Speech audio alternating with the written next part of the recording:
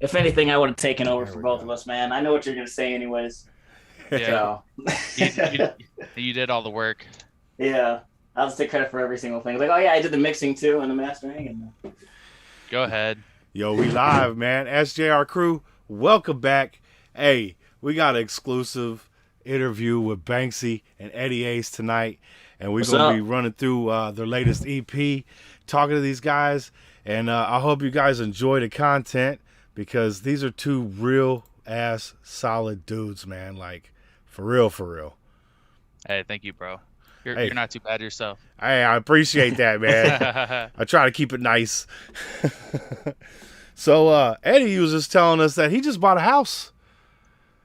Yeah. It's Congratulations, my dude. thank you very much. My first house. I am learning a lot as I go, and there's a lot of problems. Like when I first got here, the first night I moved in because I waited a day. The first night I moved in, the basement was flooding, and I was like, Oh shit. that was not disclosed and the stuff. So I'm like, really? So we had to take care of that. There was the first night because we had two bad storms in the same week. So 2 days we fixed up one part that flooded, and then there's another part that ended up flooding later on. I'm like, my goodness. So that was 2 days. It was a Dang. Tuesday and a Thursday, but it's all good. It's all good now. So it's really now I'm really actually enjoying my house. So I got Awesome. my studio set up. You know, it's yeah, no, it's nice. It's nice though. That's awesome, man. It's a big feat, man. Like when you go and put all that money on the line, dude, it's almost like give you like panic attack, dude. Yeah. I And when hate I saw spending large amounts of money like that. Yeah. so Right? and when I saw the water coming down, I'm just like, what did I buy? You know, but I'm kind of overall like it wasn't as bad as a lot of people's like first houses have been because I heard a lot of stories. And my parents were like, well, you know, it's all part of buying a house. And I'm like, what, getting swindled? Like I don't know. You know, Right. but it is what it is. That's So funny, man. What's new with you, Banksy? How you been, man? Good, bro. Good. Just chilling. You know, nothing. I didn't buy no houses. Nothing fun like that. Just living my usual day to day as of late, man. That's what's up, man. You still working job, or are you doing this music thing full time now? Yeah, I still work. I do graphic design as like my day job. Been Nice. doing that for a while now. So yeah, not quite there yet, but working on it. Hey, and me I'm sorry. Go ahead. Oh, sorry. I was gonna say, me and him were supposed to live together. Like I was trying to get us to move together, but what Yes. happened was like it was just really quick time because he was having to move out, but I Oh, couldn't get a house fast enough. You know what I mean? But plus, you want to get the right house. You don't want to, so yeah. it took a little bit longer than I'd like, and so by a couple months, and then so now he's at his apartment, and I end up getting a house. I'm like, man, it just because if we were together, we'd be making music all the time. Oh, yeah, Like factory. Right. So, I just noticed something that we all three have in common. We're all wearing So, glasses now. yeah. At least Oh, I am okay. now. Welcome to the blind Yeah. gang. Yes, sir. Hey, I can't see my damn phone, man. Like it sucks, dude. Yeah. Oh man, I can't see far away, so I can see Oh, everything up close fine. But see, I'm the opposite because I can see fine far away, but anything close, man, really. it's just blurry as shit. It looks like I'm crossing my mm, eyes. Well, for me, I can't see literally anything with my glasses off. It is all just like Oh, it's extremely blinding. I don't know what they call those things where you just see like shapes and colors, and I don't know what you call it when you look through them. oh, like a prism. Oh, kaleidoscope. a kaleidoscope. Kaleidoscope. Yeah, That's what I was thinking. I didn't want to sound dumb, but yeah, it's a kaleidoscope. I It's just said like that. prism. So Yeah, yeah, yeah. Well, I yeah, sound real that's dumb. close though. That's closer than I was thinking because I was like, I forgot what it was called, but yeah, and and that's how my vision is pretty much until I have my glasses on. So I need them. Without them, I can't see nothing. So usually when I film a music video though, um, I either pop in some contacts or like I just like do it blind so then I don't have to worry about people around me. You know what I There you mean? So I'm go. like people looking at me is like, ah, it doesn't matter. No one exists right now. Hey, that'd be So nice to do when you start hopping on stage for the first time. You're like, I ain't got to worry about. yeah, There's no one there. It's just me. yeah, just me. True. That's how you deal with stage fright. Just go blind. Yeah. Facts. Jeez. Yo, man. So I know we got drinking on Friday to take a look at, but hmm other than that, what have you guys been working on? You want to take this one first? Yeah, you can go first, I guess. Oh, I was gonna say you got it. You got it. I mean, together we don't. Oh, shit. We don't have too much going on. We had some plans for kind of like a follow-up EP to Drinking on Friday, because Eddie has like 500 songs unfinished, and he's always just sending me like, oh, we could do this one, we could do this one, we could do this one, and I'm like, well, which one do you want to fucking do? Because he's got so many, and I'm like, I'll do whatever, just like, yeah. So as far as that, that's kind of like an idea we had. We just haven't really gotten around to it. But I am also, me and DK are finally in the works on our follow-up to the Supernova EP, so I've been kind of focusing on that a lot lately. But we kind of jacked one of Eddie's songs that's going to be part of that project, so he's going to be on there. So that was our latest kind of collab, and yeah, it's kind of where I've been at. Nice. How about you, Eddie? I'm working on 500 different songs. No, I'm working on a project right now. I haven't really done the title, so I remember before we were talking, and I was gonna do an album I was working on called "Live Big, Dream Bigger," but I had some problems with some features, and so I'm like, I don't want to put it out unless I got those specific features, and so I ended up putting that one on hold. But I've been working on this project. I'm working on like two simultaneous like EPs coming out. And I'm trying to get it done within the next. It's not going to be out in the next couple of weeks, but I'm trying to get it done within the next couple of weeks. Okay. And I'm hoping to get it out before the end of the year. So nice. I'm really excited about that. I'm super excited about it. So. Well, that makes two of us because I'm excited too. Hey, I'm as well. It'll probably be crap, but you know what I mean. Yo, Yeah. it really like the last time I talked to y'all, man. Seriously. You guys have just rocket shipped. Like your talent has like leveled up substantially. Like you guys were good, but now you guys are like making like quality, great fucking music, man. Like I'm so happy to see that progression, man. Nice, man. Honestly, I was telling Banksy, I was like, he leveled up way faster than I've seen anybody level up. And I'm like, it's just crazy because I remember when we first were working on a track together, and to look at that now and look at where he's at now, and he's cranking out songs like crazy. Yeah. And like when he's playing me stuff, I'm just like, man, and he's doing his own mixing and his own like mastering and stuff. I'm like, it's crazy. So I was really, when we actually went to go meet up for the first time, I was actually like, I don't know if I'm gonna be able to keep up in terms of like being able to write and do all the stuff that he's doing. So I really had to step up my game because I'm like, I don't want him to think I'm slacking, you know? And, but yeah, honestly, he's really grown so much in such a short amount of time, which is nuts. And it's cool too, because Banks, man, I'm telling you, like, there's a lot of people talking your name, like in a good way. You know what I'm saying? Like people that you would never expect to, like, some gangsters and shit be like, hey, no, I gotta get that dude Banksy. Like that's fire, dude. I mean, it really says how well you put everything together, man, and your fucking path is, straightforward, man.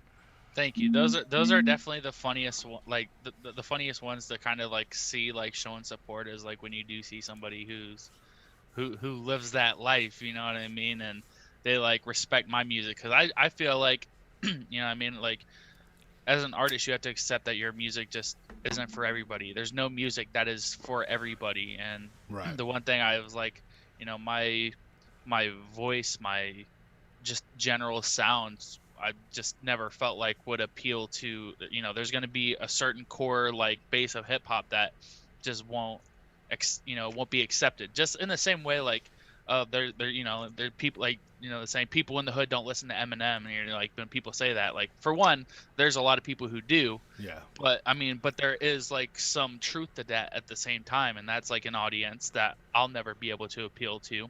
And I'm okay with that, but there's also, an audience that my stuff is perfect for. So, I'm very, very thankful for that, of course. Absolutely. And going back to what Eddie was saying, like, I hear a lot like people saying that, oh, like talking about how much I'm working and doing all this stuff, and they don't know that I'll go through like 2-3 week periods of time where I don't touch music at all.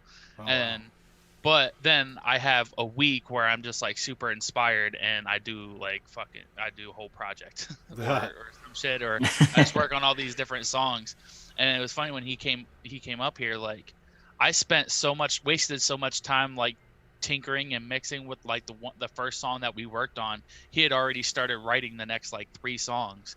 So because we wanted to kind of do it whenever he was here, even though he was only here for like 2.5 days, we wanted to try to do the whole project within that time.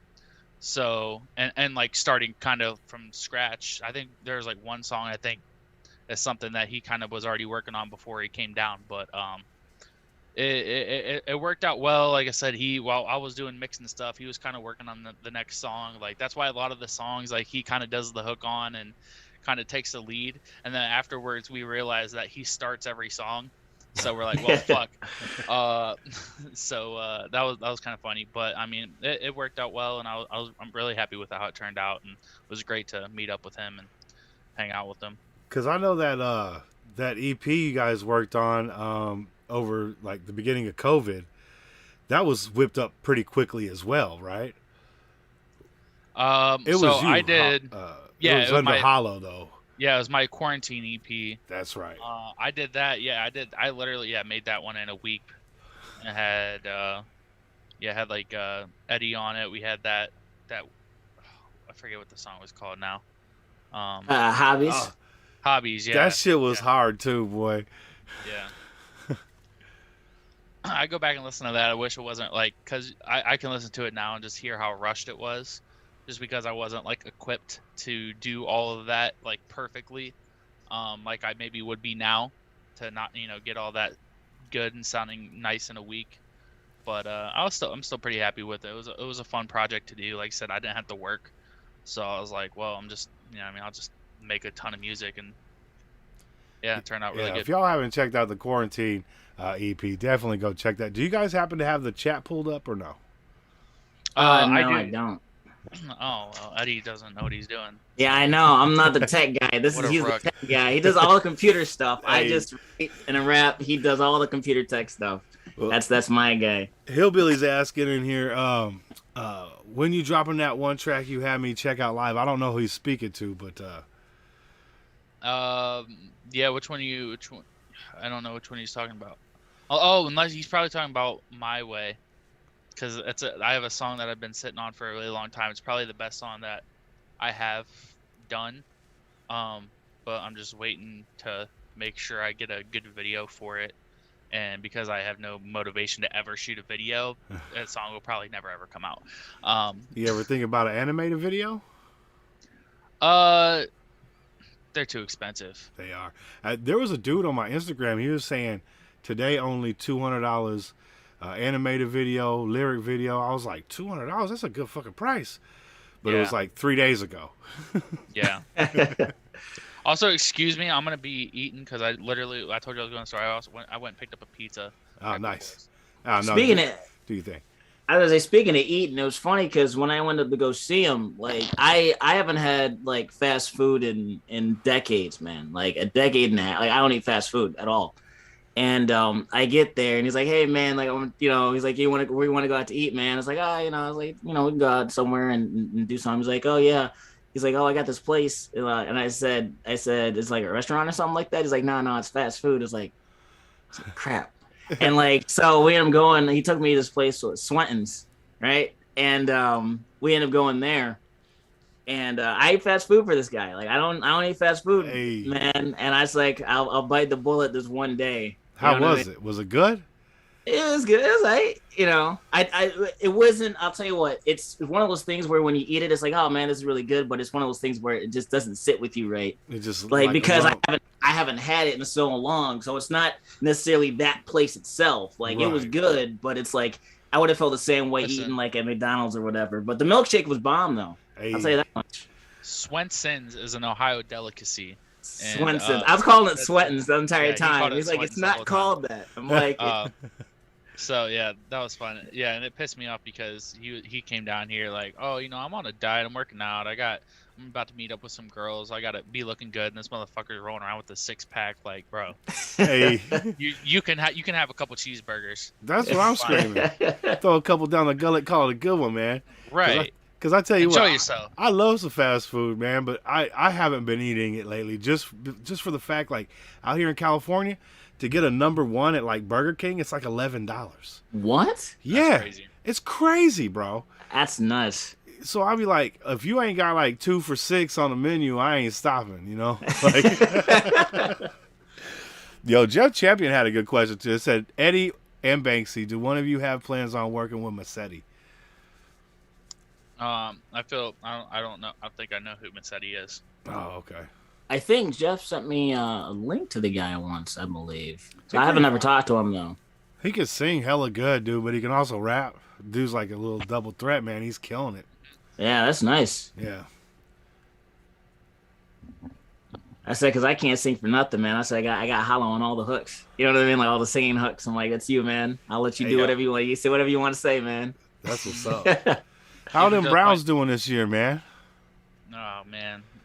I feel like and you're asking that question. I genuinely don't know. I've only having been really keeping tabs on my team, but that's about it. All right, fair enough. They're having a rough year. Mostly just in comparison to their expectations. Yeah. They, came into the season rolling hot from last year, and things have just not clicked for them. They had some rough games. Traded Odell. Yeah, I seen that because he was just not working out. Yeah, he was dropping some cool. passes, like easy passes, wasn't he? Oh yeah. Yeah. Because I be like getting these little clips and shit online, They're like, Odell drops his first pass as a Brown. I'm like, oh man, come on. And it's like an easy pass. Yeah, that they have an offense where it's like it's not trying to get it to one specific guy. We scheme it up to get people open, and whoever that play, whoever gets open, that's who's getting the ball. So, yeah. He's a guy who needs to have an offense where they're like, hey, we're going to throw it to this person a specific amount of times, and it's just not for him. And then, he got in his diva bag a little bit. As they do. Pretty much started some shit, and we're like, all right, well, you can go. Yeah, because it ain't worth it, man. Yeah. You see it all the time. Terrell Owens, one of the greatest, he still got put, hey, we got to let you go, man. We can't have all this shit. Yeah. How about you, Eddie? I'm sorry. Go ahead. No, I was just saying, I think he's good, and I hope, where, he went to LA, I hope he does well there, but yeah. There you go. How about you, Eddie? You following any football teams? No, man. It's, until Detroit starts, winning some stuff, I'm going to be out for a while. So I'll see you in 30 years. Do they Browns are playing Detroit this week, actually, which is kind of funny. Oh, the Thanksgiving Day game, huh? Yeah, my friends are trying to get me to get season tickets, and I'm like, why? And they're like, because I'm like, I don't really follow football anyways. And I'm like, well, we get to go out there and drink and do stuff like that. And I'm like, yeah, but I'm like, we're going to spend all day drinking. I work that night, and I got to buy season tickets. I'm like, I was like, nah, next, that's something else, man. So I said, it's got to be a little bit more worth it. You know what I'm saying? Yeah, because I could drink at home and watch the game for free. Yeah, yeah. No, the beers are way cheaper. Yeah, and that's what I'm saying. I don't mind going out and doing stuff, but I'm like, for that reason, I'd rather go bowling. So hey, bowling's fire, man. I used to be on a bowling league when I was a kid, man. We used to kill it. Oh man. What do you normally bowl? Man? The last time, back in the days, I got to be first place on the board one time. I think I had like a 250 something. And yeah, we was rolling, man. I love that shit. I didn't do how you see the pros hitting that curve and shit, and it'd be going out and then back in. Yeah. I just roll it straight as fuck. Boom. Yeah. I do the two-handed walk up and then just no, I'm kidding, like a kid. You get to the grandma. Yeah, yeah.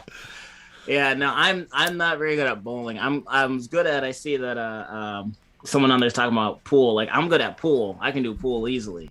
Bowling is a little bit more difficult, but I can get like 100 and I don't know 40, 50. I don't know. It's very bad, but That's actually you pretty know. damn good though. For amateur shit, I mean, for real. But I ain't Yeah. get over 200 very often. Like, it was like special days. Like, I don't know, man. Like, I was a kid. I was probably like 14, 13 years old, you know. My Oh mom, man. my mom would drop us off at the bowling alley. She'd go to the bar, you know. Like, Very nice. yeah, hell yeah. Uh, yeah, pool, man. I love playing pool too. I had a pool table in my bedroom growing up. We went and picked one up off like the penny saver for free. Oh I put that nice. motherfucker right in my bedroom because my bedroom was the garage, and it had enough room and everything. Yeah. Yeah, that shit was fire, man.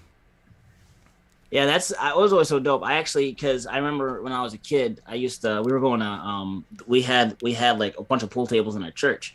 Nice. And then I ended up getting kicked out of the pool area because I was betting money. We were betting money and it was sucks because I was actually taking people's money and it was At the really church.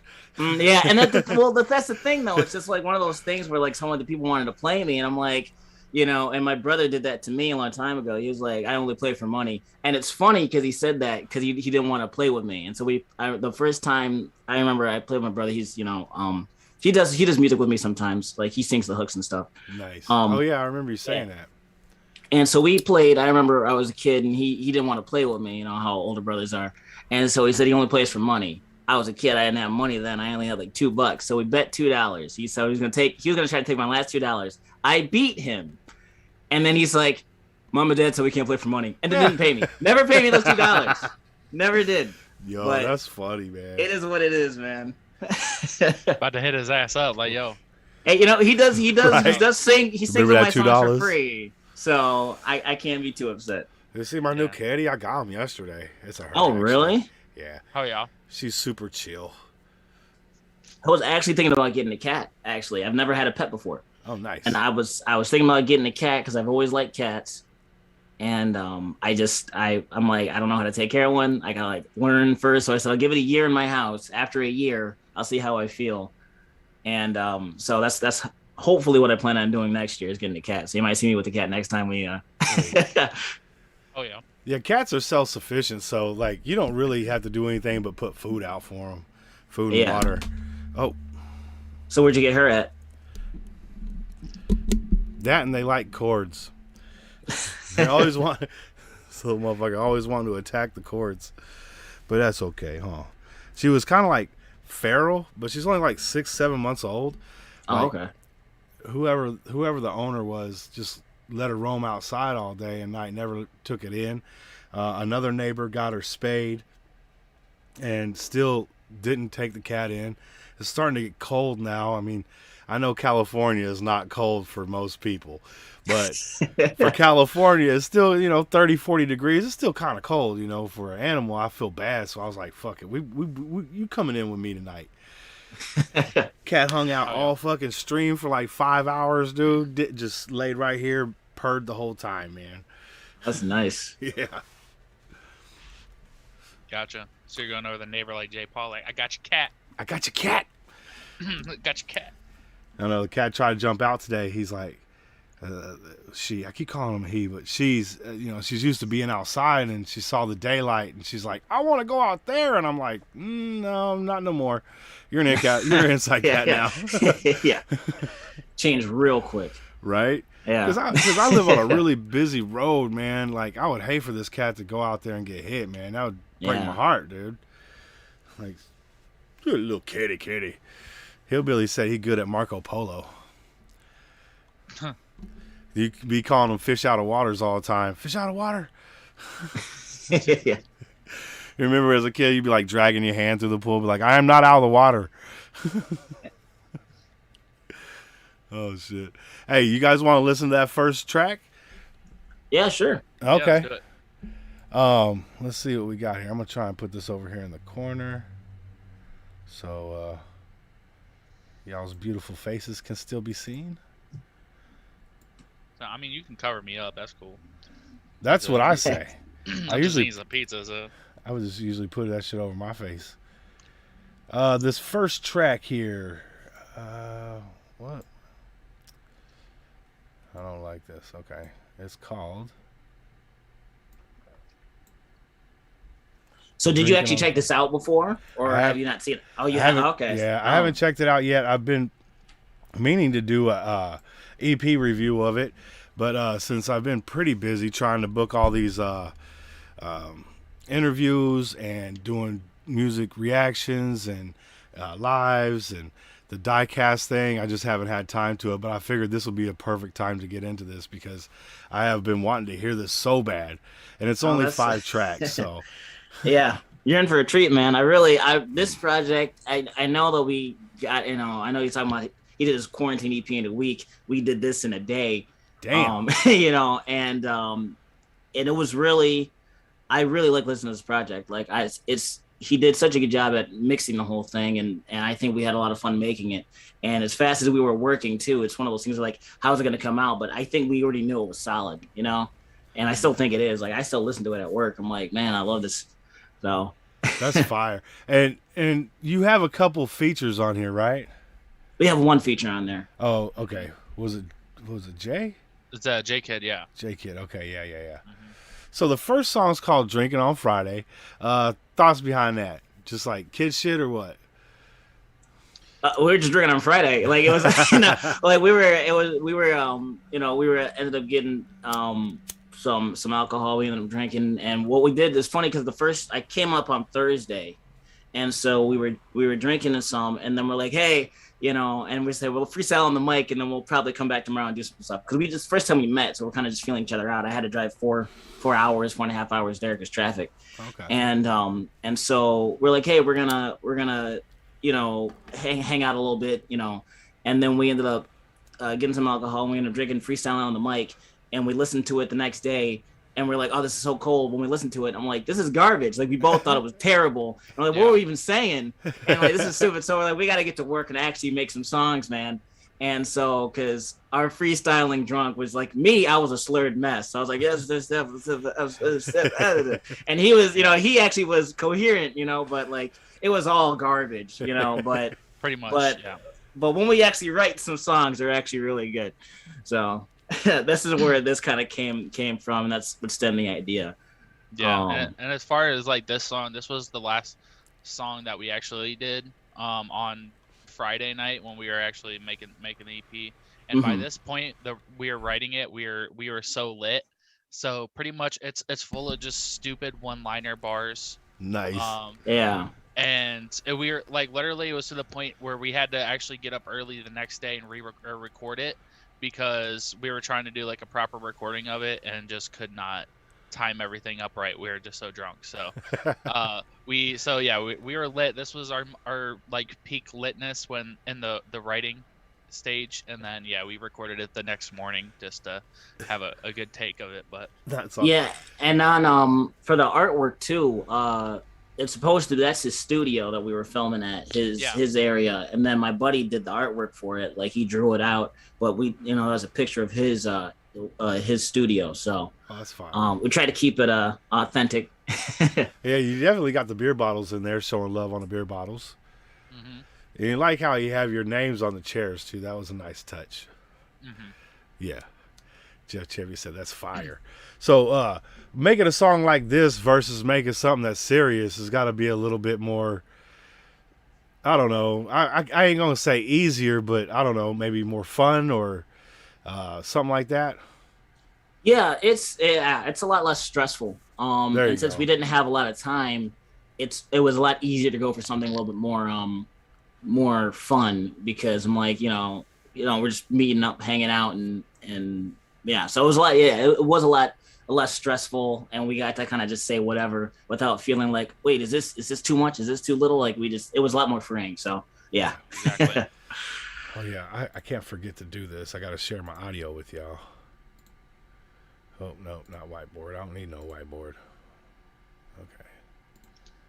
Computer We audio. definitely just kept it very, very loose with this project, and just kind of whatever first came to mind or sounded good whenever we're coming up with the song is kind of just what we rolled with. And like I said, most of it was him just like, all right, so I got this beat and I started writing. What do you think of this? And I was like, yep, let's do it. And this was his idea. This one too. Us going back and forth. We've always kind of talked about that from what we were trying to do beforehand, just me and him. Because we had other songs that we were playing beforehand. Like when we last talked to you, I believe he was showing you some music that we were working on. Never put it out. And so we kind of want to do some back and forth. And so he's like, hey, he found this beat. And he's like, let's do this. So this is what we started with. I'm like, this is a good intro. He's like, this is a great outro. I said, no, it's the intro. We had a vote. It's an intro. Who was the third party who voted? DK and J-Kid. Okay. No, or was it DK and he was talking to somebody else. Auxiliary? Oxum? What's his name? Oxer. DK's Oxer, thank you. I think it was those two, I believe. Nice. Well, let's go ahead and jump into this drinking on Friday. Yeah. Oh, yeah. I've been waiting on this so long, man.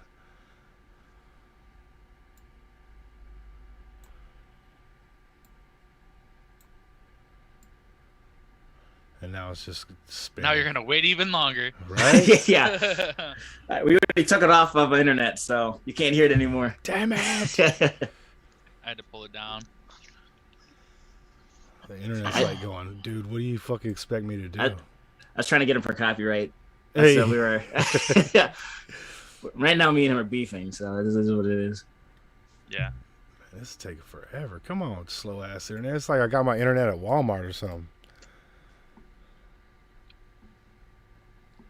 They roll back everything. Internet prices, internet, all of it.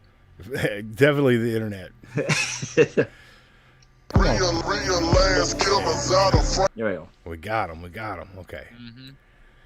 There we go. Let me pull it back over here. All right, drinking on Friday. Let's go. I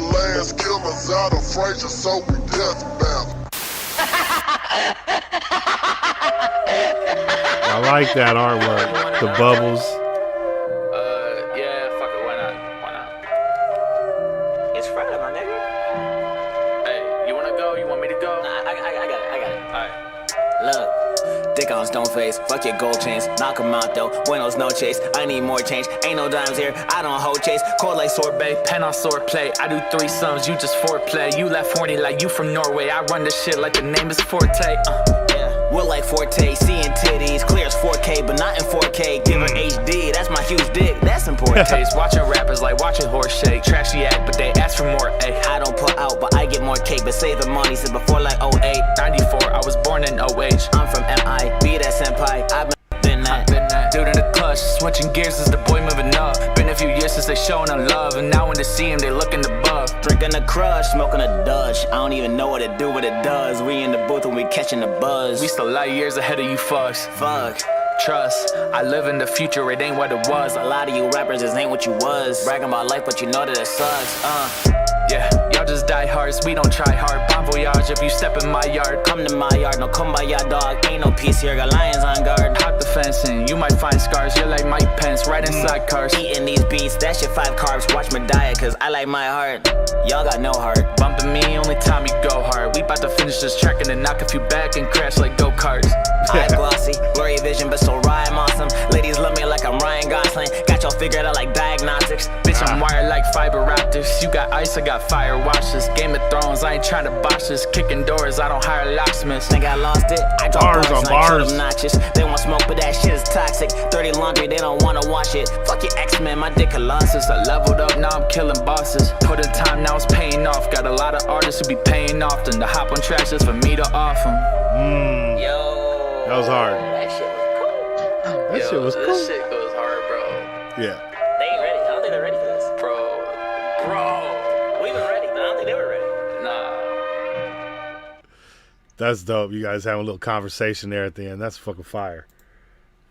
Yeah, it was and it's funny because like some of the lyrics of mine he wrote and vice versa. Like it was nice because it was like no ego involved. You know what I mean? It was just it's good. It's like it's just no ego involved. You know what I mean? Like sometimes I was like, hey, you should say this, and he'd be like, yeah, okay, sure. And he's like, you should say this, but yeah, okay. So like we would switch off some bars. So some of the bars that I said that people really liked, he wrote, and vice versa, which was just nice because sometimes when you work with people, like, oh, I don't want to say that because you wrote it, but like we both had a lot of give and take with each other's stuff, so it was really fun.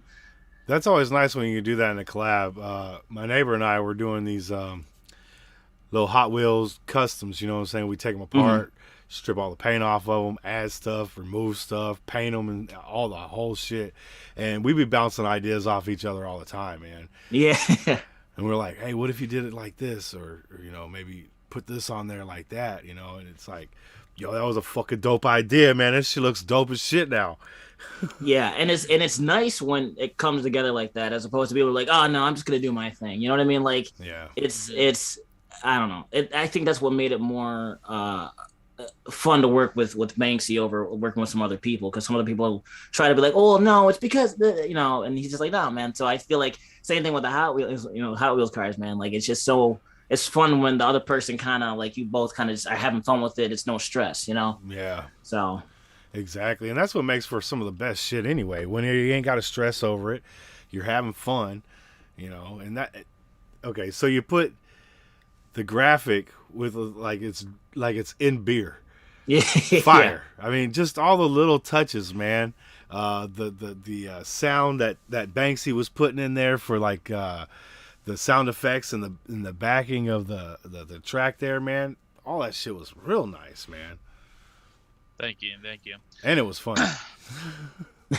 Yeah, like I said, we were just coming up with shit, just throwing shit at the wall and just seeing what we come up with. And like he was saying, we're just a bunch of like we're a couple pushover betas, so we're just like, sure, whatever. He said there ain't no beta here. Yeah, I know this guy's talking about, but Yeah, but no, yeah, it was definitely just like. I mean, if I had a suggestion, he was like, "Oh yeah, let's do it," and vice versa, and definitely made it very easy to just kind of collab and just have fun with it. That's awesome, man. I'm so glad that you guys work together because you do mesh together very well. Yeah, I think so too. I mean, it all just kind of started. We were on a cipher together, and that was the first time I heard of him, and I just reached out and was like, "Hey, man, we should work together and do a song." And then the more we just kind of talked more from there. One song turned into like an EP that we're supposed to do a long ass time ago that he was saying earlier. Like we had a bunch of songs that just never came out, and just within all that and talking for a while came good friends, and now we finally got an EP that we did put out. Yeah, which is crazy because I don't when he said that, I'm like, I don't know this guy. You know what I mean? Like I'm not the type of person to I don't really open up a lot like that. And especially like to, and so I'm just like, I'll give this guy a shot. And I'm glad I did because like even then like we clicked, and I'm glad he reached out because if it wasn't for him, we wouldn't be here right now. So. Facts. And I wouldn't be able to enjoy this beautiful music, man. It gets better, I think. Hey, that's what's up, man. Yeah, I'm really excited on seeing what you guys' futures pan out to be, man. I can see you guys going a long way, dude. Seriously. Thank you. Absolutely. Thanks. Facts. Next song we got up is Sickest Mofo. Great title, by the way. What was the inspiration behind this? Y'all are just flexing out a little bit or what? Yeah, pretty much. And it was funny because I had an idea for the hook, and I was like, hey, I should do the hook like this, and it'd be cool if like you kind of did something similar, and then we kind of just continue doing some fun bars and stuff. He's like, yeah, sure. So it was nice, and I think this is one of our favorite tracks on the song on the project in general. Like I have one that's my favorite, but everybody I've talked to is like this one probably the most. And yeah, this is my favorite. It has the most energy, I think. And I want to do a video for this one. Out of this one, I really want to do a video for it. Yeah. Oh, nice. Yeah. So, you guys gonna release some visuals for this, or just this one, or? I hope so. I hope to do a couple of them because I want to do one for drinking on Friday and like in the beginning. I like that intro, but. You're gonna have to drive another 4.5 hours though. Yeah, I know. That's the thing. I might have to rent a car now. Yeah, it's up to me. It's my turn to drive up to him. There you go. So. And you're up in Michigan, right, Eddie? Yeah, I'm in Michigan. Yeah. And you're down in Ohio, right? Yep. Okay, that's fine. And that's only 4.5 hours. That's amazing because it takes like 2.5 hours just to get to San Francisco from Sacramento. Yeah. Oh man. Like if I was to drive down to LA, that's a 6 to 7 hour drive. Yeah, California's crazy. It's fucking humongous. humongous. Are you like northern California? I'm like almost directly in the middle of the state. I'm in Sacramento. Okay. Yeah. Well, that's crazy. That's crazy being from the middle because I mean, just imagine from like the northern part to the southern part could probably be like 10 plus hours. You know what I mean? Yeah. 12 hours. And they're like two completely different countries. It's like crazy. One's a war zone, LA, San Diego and shit. And then you go up north, like towards Redding, and it's like all green and forestry and like beautiful mountains and shit. Well, it's crazy because, I mean, you think the northern part of the state probably has a whole different climate than down, like farther down south, too. Yeah, because down south is like the desert. Like, they got a lot of desert down there that extends out into like Arizona and shit. Mm-hmm. Nevada. I'm 4.5 hours away from Ohio myself, Jess said. That's dope. You guys are just like right there. Boom, boom, boom, boom, boom. Yeah, I'm gonna have to get Jeff in for a music video. Hey, there you go. You gotta have that. Like NF brought in like that 100 fans to do that one song where he was in that cage. That was pretty fire of him to do that. All right, Drink It All to Friday. This was called Sickest Mofo. Let's go.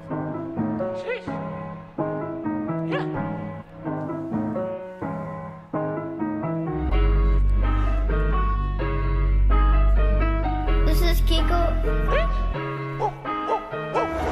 Six motherfucker in the room. Nigga, I'm a boss, got cones. Music got him going ape shit. Everybody act a backbone.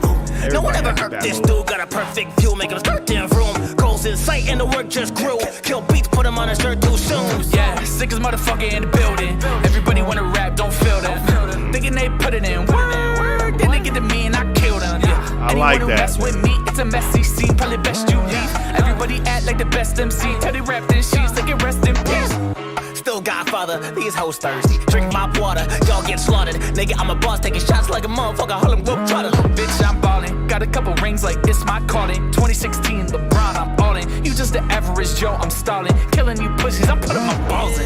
That was a bar, That's dude. nuts. All these other rappers wanna act tough. That Stalin They bar. can move, then they back up. Yeah. You can look, but you can't touch. They in love with my black butt.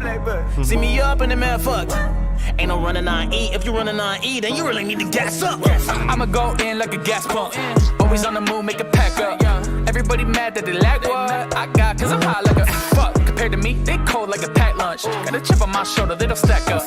Claiming they got numbers, they can't back up. Think it damn like some may add up. Six motherfucker in the room. Nigga, I'm a boss, got cones. Music got him going ape shit. Everybody act a backbone. No one ever hurt this That dude. look Got fire, a perfect dude. view, make him skirt in room. Goals in sight and the work just grew. Kill beats, put him on a shirt too soon. Yeah, sickest motherfucker in the building. Everybody wanna rap, don't feel them. Thinking they put it in work, then they get to me and I kill them. Yeah, anyone who mess with me, it's a messy scene, probably best you leave. Everybody act like the best MC, tell they rap this shit, they can rest in peace. I like you say, I kill them beats, put them on a shirt. That shit fire. Y'all got some nice creative bars for real. Nico, Stone Technician, Kip, good to see y'all in the chat, man. I'm gonna let this load up real quick. Since we're at Up, Nico. You gotta pause. Do me a favor and pause. Man, this internet's like, fuck you, you're doing too much. I know how that goes, man. I need to I remember- really put some more RAM and memory in my shit. Yeah, I actually got to do that too with my PC because like they got that new Halo Legends out. It's like free to play on Steam, and nice. my and I can't play it because I need like four gigs of like RAM that I don't have. So I'm like, oh crap. upgrade time. But it's funny because that Stalin bar, I remember when he wrote that too. He's like, yeah, you know, and it's funny because a lot of these, it's, you know, when I look at back at my music, I know when I wrote a certain bar, and it's funny now, like knowing when like, you know, Banksy wrote a certain bar, and like the reaction that we had and how it was, and it's just kind of funny. So like when I listen to it, I kind of relive us hanging out, which is a really nice. I think that's why I really like this project, just because it's just like we're hanging out again. That's you fucking know, awesome. Yeah, so absolutely. Yeah, what come up with that Stalin bar, man? That just popped in your head, or you just like that shit was hard as fuck. You common people, and I'm just Stalin. Like, I honestly have no idea where that came from. That came from the alcohol, I guess. On your dictator tip. Yeah. No, man. That was just one, like, I don't know, just popped in my head, and it worked out, and I was like, all right, throw it in there, keep moving on. Your voice also sounds extremely different from when, you know, I first started talking to you and listening to your music. Like, your voice is completely changed, and it sounds really, really good on the track, bro. Thank you. I mean, it's just, I think it's just like a development and like a confidence thing. I was gonna say that it's a confidence thing, you know, because I remember when we first were doing stuff, and he was always kind of unsure about himself, but now it's just like, hey, he hits me up, hey, check this out, it's fire. Check this out, it's fire. You know what I mean? And it's just like Pretty it's much, really yeah. nice to see, and that's a lot. It's a lot for other artists too, you know. Is that it's just a confidence thing. And the more you do it, and the more comfortable you get, the more confident you're gonna get. And you know, and I also recommend anybody, if they click with some other artists, you know, take time to go actually visit them, because I normally don't do that stuff, and I'm glad I did. So I, you know, go out and see them and work on some music together. It's a whole different experience. You know, you'll level up faster. So. Yeah, I can see that. Your guys' creativity is okay. So we heard the Quarantine EP song. That shit had me laughing all the way through it, because y'all are just talking that shit. And seeing on this project, you're kind of in that same groove, and I like it because I do enjoy my conscious rap, my very serious, deep thoughts type shit. I enjoy that, but I also enjoy this work as well, because you can't just be inner looking all the time. You know what I'm saying? You got to be able to have some fun and, you know, blow off some steam and talk a little shit. So shout out to y'all, man, for real. Thank you. Trippy J'S in the house. What's up, Trippy? Good to see you, man. We was talking about getting you guys hooked up with Trippy in the last live too, man. Yeah, we keep saying that, and the thing is, we definitely got to do it, man. Because you know, I ended up when me and Hollow were hanging out, like I said, we hit up Trippy. I ended up hitting him because I'm like, oh man, you know, and we hit him up. I was drunk, but he was in Hawaii at the time, and it was nice because I know he was busy, but he stopped and talked to us for a little bit. You know what I mean? Which was nice. And I'm like, man, we definitely got to do some tracks together, man. Because he I told him when I was drunk, I was like, man, you know, I call you all the time. I call you Young Tarzan. Like, dude's a young Tarzan, man. And I'm like, every time. You see him climbing them damn trees, I was like, whoa. Yeah. So, this is awesome. We went on a little calling spree. We just, like, started hitting up, like, calling a bunch of different people. Drunk dialing? Yeah, drunk dialing. It's, you know, because it's nice to see when people, like, meet up and stuff. Like, I don't know. I like when I see some other artists link up and hang out, and I'm like, man, it's just nice to see that they actually linked up in person. Yeah. You know, so I was just like, you know, like, hey, let's just start talking to people. I was literally saying that last night? Yeah, last night. We were watching Grizzy Hendrix and PFV video. Shit was fire, by the way. And they were together on set, dude. This shit, I was like, it's so nice to see motherfuckers being able to get back in a music video together. Yeah. And that's definitely what we got to do, man. Like I said, we didn't have time to do a music video, but like we definitely, I'm gonna have to drive there again. You know what I mean? And rent a car or something. Because when I got back, my car was all messed up. But we got to definitely do some videos for this, man, because, and other tracks too, man. I'm really glad that we got to meet up. And I do think it's great to see two artists on the same video, the same track, you know, just hanging out. Hell yeah. Cause like these days, man, shit don't shit don't happen like that no more. I mean, you both could record a video, but you're not going to be together in the shot, and it'll be like your verse, then his verse, hook in the middle somewhere, and it just seems like it's just disconjointed, like almost, Yeah. you know. But when you see them, Me and DK like did our best because kind of we had the similar thing where we did some videos for Supernova, but we did our best to make it seem like unified because we did the one video with the newspaper on the walls in the background. okay. And then we did the other one where we both kind of shot at night, and it just so happened to be snowing for both of us too. So it kind of worked out. That one wasn't as similar, but it still worked out pretty good. I think it was pretty close though. Like, I mean, Yep. we all know that you ain't in the UK, but I mean, you guys Right. gotta do what you can. You know what I'm saying? And I think I think that was a really that is a closed video to make it look like almost as if you guys were together. It was it was solid. But yeah, I mean, me and Eddie, we definitely got a link of. I know he loves doing videos. I hate doing videos, so it's kind of he's just gotta make me do it pretty much. Yeah, just get over there and be like, hey, we've been rolling for a half hour. You ain't even said shit. Maybe you guys could get YRBK sing a hook or two for you guys next EP or song. That'd be cool. YRB, man. YRBK, another talented dude like Massetti, man. Like, they did an album together, and that shit was fire. Oh, those two guys in an album together? Yeah. Nice. I think it was a full album. I could be wrong. It could have been just an EP or I know I saw him on a title track project. or something, but yeah. Yeah. Because I know Jeff's like, hey, when we going to do that album review? When we going to do that album review? And I was just like, I can't got tired right now. I want to try to do it because I got shit lined up. Like, I want to do, like, Motown Mondays again. I want to do, on Wednesday, I used to do Battleground Wednesdays where we do battle raps and shit, you know. But I haven't had time to do any of that shit lately. Well, I'm glad you took the time to have us on, man. I appreciate it. Yeah, absolutely, man. I've been pushing hard trying to do the interview thing, man.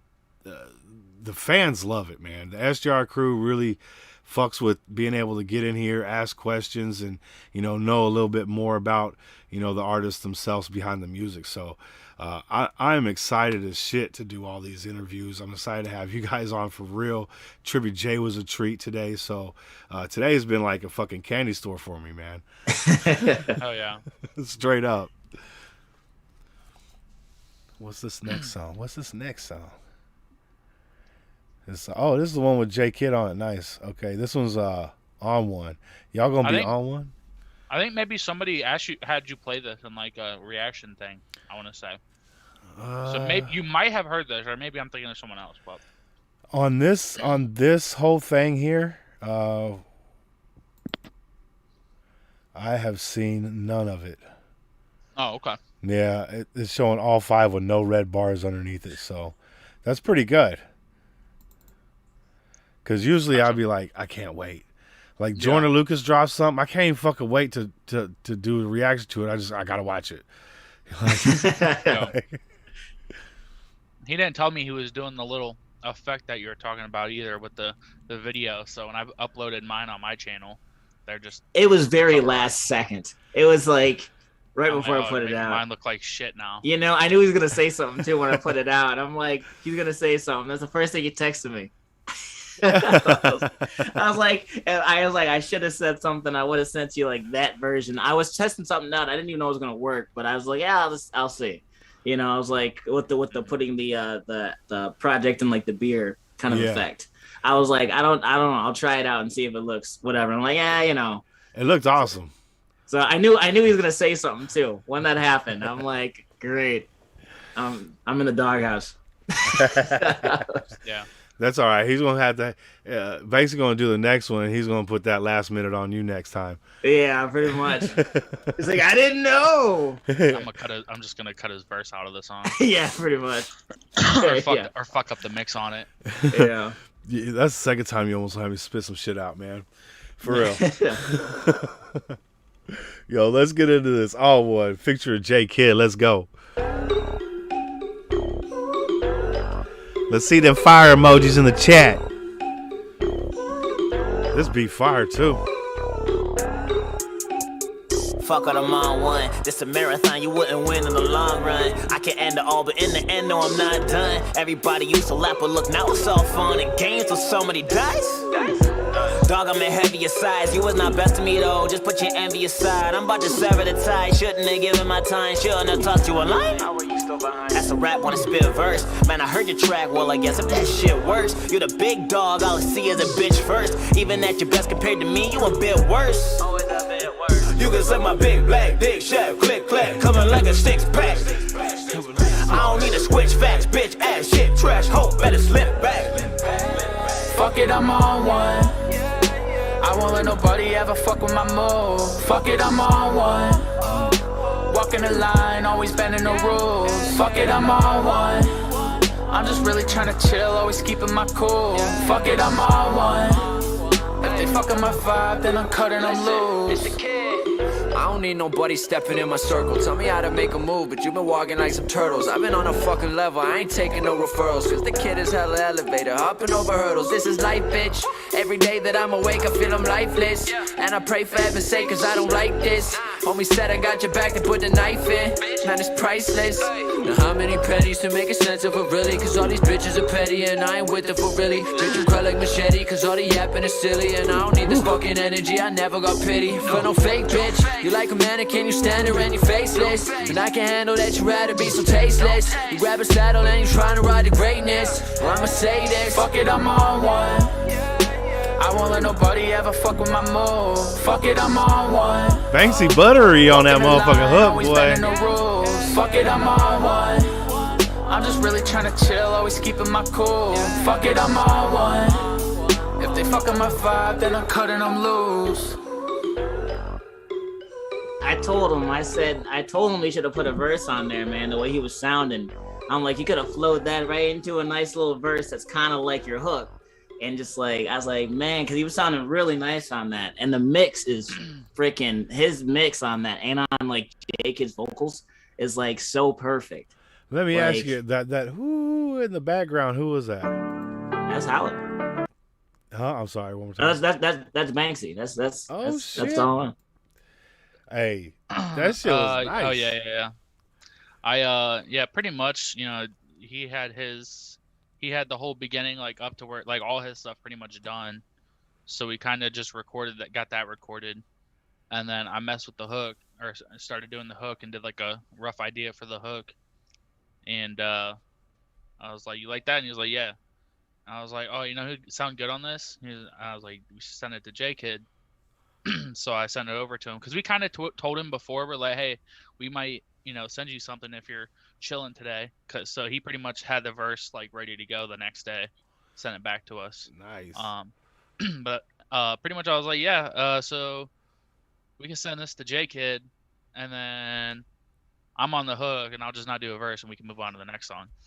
And because I was just lazy and I was trying to like crank out as much music as possible. So I was like, yeah, I don't need to do a verse. And to be honest, J Kid would have sounded good on any of the tracks. Like he's, you know, he's super talented. So like, you know. Yeah, Jay got a nice flow, man. The dude's real professional about what he does, man. I'm liking to see you guys working with him, man, for real. Yeah, he's a good friend of mine too. Oh, nice. Y'all live close? No, we don't live close. He's in Canada, but I have more like people that I have met through like YouTube, like DK, but like people that I would consider like my closest friends that like, because I don't really, I mean, I have one or two good friends, I guess, you know, like in real life. I don't know, I'm kind of lame, I guess. I don't go out and do shit, you know what I mean? I only got one good friend. I have like my day ones. I got my brother and like my sister and like my close family and stuff. But like, there's people who I've met through this shit, like Eddie,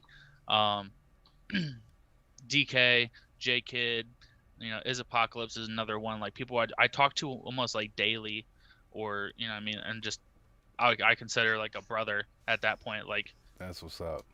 So it's, you know, I mean, I'm happy if nothing comes out of music besides those relationships, you know what I mean, I'd be happy. So that's what's up.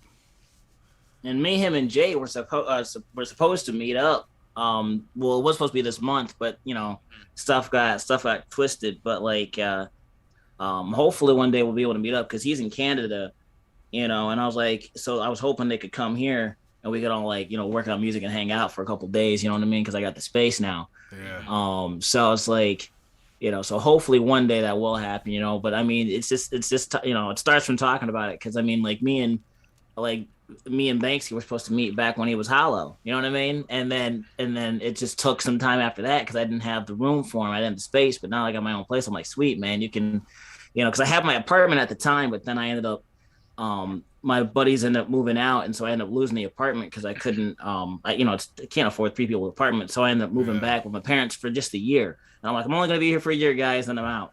You know what I mean? Because that's when the pandemic hit. You know what I mean? Like when COVID and stuff started happening, and so like, you know, so I'm like, I'm gonna be here for a year. I was there for exactly a year, and then I was out. You know what I mean? I'm like, hey, that's sticking to the plans right there. Yeah, it's like I knew. I'm like, I just because my roommates ended up moving out. Literally, they're like, hey, just so you know, we're getting a house. If you want to move with us, you can. I'm like, you know, our lease is up in like less than a month. I wish you guys knew. Told me this beforehand because it's something you kind of plan for. You know what I'm saying? Right. And so I was kind of caught off guard. But you know, it is what it is. It all worked out, so I'm happy. You know, I got exactly what I you know hoped for. So. So, Eddie, are you married now or no? Or you No. I got this house straight up. Like it was nice. That's awesome, man. That's awesome. You know, that's hard to do on just one person's salary and shit, man. That's for real. Yeah, it literally, I can't even explain it. It's like godsend or something because it was just the price and everything else like that. I didn't need a cosign or nothing. Like I had such a low interest rate, and I'm like, you know, and I didn't know anything about houses, you know, a couple months ago, you know what I mean, or right before I got this, and it was just nuts. So it just all happened to work out, and I'm blessed and grateful. So, yeah, congratulations on man. Thank you for real, because I'd be like sweating, fucking going to buy a car. You know what I'm saying? Like I bought this trailer. It wasn't nearly as much as a house. It was like $60,000, but I couldn't imagine putting like $200,000-$300,000 tied up. That'd give me panic attack, I think. Well, it was nice because my dad was there to like explain to me like this is a good purchase and here's why, this is a bad purchase and here's why. Okay. We checked out a bunch of houses that were in my price range because, well, here in Michigan, like there's, you know, a lot of really nice houses for like 150. I got my house for 135. Nice. And it's 3-bedroom, 2-bathroom, plenty of space, man. It's you know, and it's just great neighborhood. And I'm like, it's just, I don't know, man. I can't explain it. So so it all just worked out. But there's a lot of houses that are really nice, and it all just worked out. So but yeah, it was a big purchase, but I'm glad I had like family there to kind of tell me like, hey, this is good. You should watch out for this, you know. And so like even when I had my flooding issues, my parents were like, here's a shop vac, take care of it, like because I had one in the crawl space. So like, here you go. Nice. We don't need it. So like it all worked out. But I'm glad I got to do it without any cosign, without anybody else. I'm like, it's all mine, and I'm just happy about it. So that's awesome, man.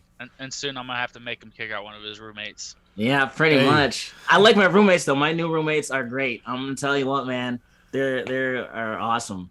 I mean, I still want Banksy here, man, but I got some good roommates this time, so I'm really happy about that. Hey, Banksy just take up shop right there in the studio, man. He ain't going to leave anyway. I was about to say, they can stay, they can pay all the bills, and I'll just live there for free in the studio.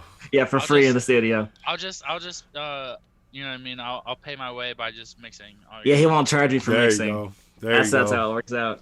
Do your roommates do music? No, they don't. No, they don't. I wish they did, but at the same time, like I know one of them is. If I ask him to help film something, he'll be down to it, which is always nice. That's because some, you know, and he, you know, he's filming one of my things beforehand, so it's nice that I have someone there. But yeah, no, there's still really great people. I wish they did music, but it'd be like what was that? Making the band. Yeah, yeah. Without all the drama. Yeah, without all the drama. Yeah.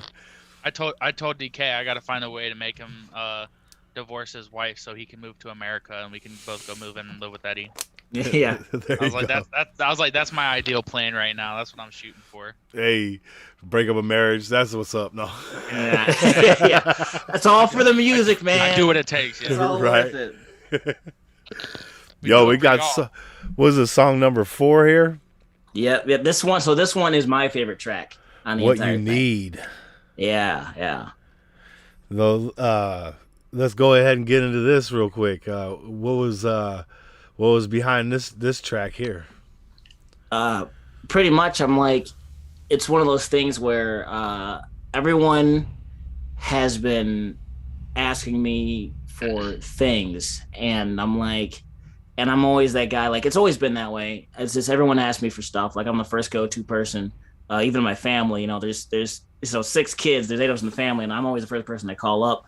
You know, when it comes to music stuff, people always hit me up, ask for opinions, all stuff like that. So, and I'm always like, hey, yeah, what you need? You know what I mean? Like, and I'm always there. So that's kind of like, you know, when I answer the phone with a lot of friends or they ask me for something, I'm like, yeah, what you need? Simple, done. Just tell me what you need. You don't got to give me the whole story. Facts. Just be like, hey, can I get this? And I'm like, yeah, just consider it done. You know what I mean? Yeah. And so that's what that kind of came from. And so I was like, when we were working on it, I was like, dude, this would be a really fun hook. And I was like, we should do this kind of track. He's like, yeah. So it was really nice. So I was working on that one while he was mixing the last song. I was like, you know, and I'm working on that. So it was nice. But yeah, so that's where that came from. Nice. And I'm sure, Banksy, you get a lot of that, you know, things, people reaching out, trying to get you to help out and do things, you know, and you same way. What you need? Pretty much, yeah. I mean, yeah, people always, you know, wanting to, you know, listen, and, you know, especially because I advertise mixing and stuff all the time, they'll ask, you know, ask mixing questions, shit like that. So hell yeah, because you're that engineer, man. Like we saw it on that last track how layered that instrumental was, and you put a lot of extra thing. I know it was produced by somebody else, but yeah, you put a lot of extra into it.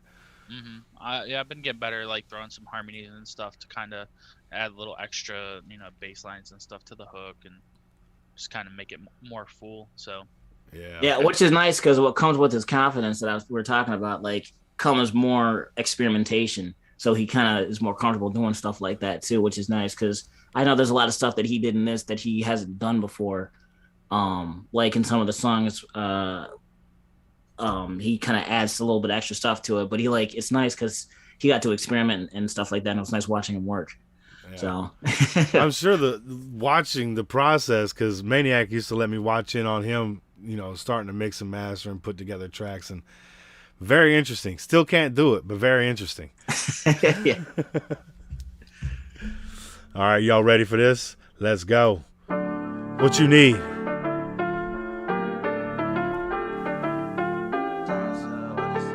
Good to see you, Saturn. Miss Traumatos, thank you for coming through. Man, I run show, this the front row. Bitch, don't make me come and bust nose, I don't rush flows. Man, you know this game is cutthroat, I go for gusto. Niggas always acting gun ho without the guns though. If we could, like, give them funds though, you know I get paid. Even working with the worst, me is still they best day. I'm the motherfucking sensei with the pen play. I don't care to what your breath say, I'm on my blessed face. Always asking me for demos or the feedback. Writing bars is in my bloodstream, I think I bleed black. Then they give me all the praise though. Said I got ink in my shit. Send the money through the Venmo or the cash app. Treat my friends just like they family, I had to boss up. Taking care of all my fam, that's how I was brought up. Every time I'm making moves, man, they know it's all love. I'm the first one people go to, and when they call up, answer the phone like, what you need, what you need. When they want me on the scene, I always go to extremes. They loving how I'm always honest, why they follow my lead. And then they wonder why I do it all for my team. And I ain't ever gonna stop. I see the opposition peeking, probably thinking that I'm cheating. They've been terrified of meeting ever since I hit the scene. I go to work during the week, but I put work in on the weekends. I've been stepping up my game, can probably hear the stairs are creaking in the booth till my ears bleeding. And I can barely see a thing from hours staring at my screen, and people wonder what I'm thinking. Tell me one day I'ma make it, I just hope that I don't jinx it. I believe in what I'm bringing, I addressed all of my weakness. I'm a hard-headed bar setter, oops, I'm in the bar spitter. Drinking in my booth while making music, ain't no bar setter. People come to me to get advice because I'm far better. I can catch a buzz and I ain't gotta touch that hard liquor, no. Think I should get down on the knee to me, this shit more than a fling. That's why I'm putting it in ink. I can tell a lot of people afraid to tell me what they think, so they can hit me for that fee. Answer the phone like, what you need, what you need. When they want me on the scene, I always go to extremes. They loving how I'm always honest, why they follow my lead. And then they wonder why I do it all for my team. And I ain't ever gonna stop. I like that hook, man. That shit nice, bro. Hey, y'all killed that Thank track. you. Yeah, that's my favorite one, man. That is my favorite one. Did you when he was doing that, you put like, it sounded like you like reversed, like slowed it down when you was in the middle of that melody. Am I wrong? Like when you said when you need like that, was that just your natural voice, or was that I fucking with think it? I think that was me because I was fucking around and it took some convincing, but I like put some auto tune on some of his shit because we'll pitch crash and not really like full on auto tune. But I was like, I had it up like way higher before, and I was like, Yeah. bro, you sound like Lil Wayne, and I kind of like it. So I didn't have it as turned up as I initially did, but there was still some of that, so it kind of fluctuated. So it's like, what you need, like so. And I then, I kind of thought it was. Is it Weezy, baby? And I was like that every time. Every time they say it's like, you sound like Lil Wayne, I'm like, it's Weezy. I know you got Like- some of that recorded. Yeah. Yeah, I like that touch. That sounded really, really cool, man. Jeff said, Eddie, you've been working on your melody game.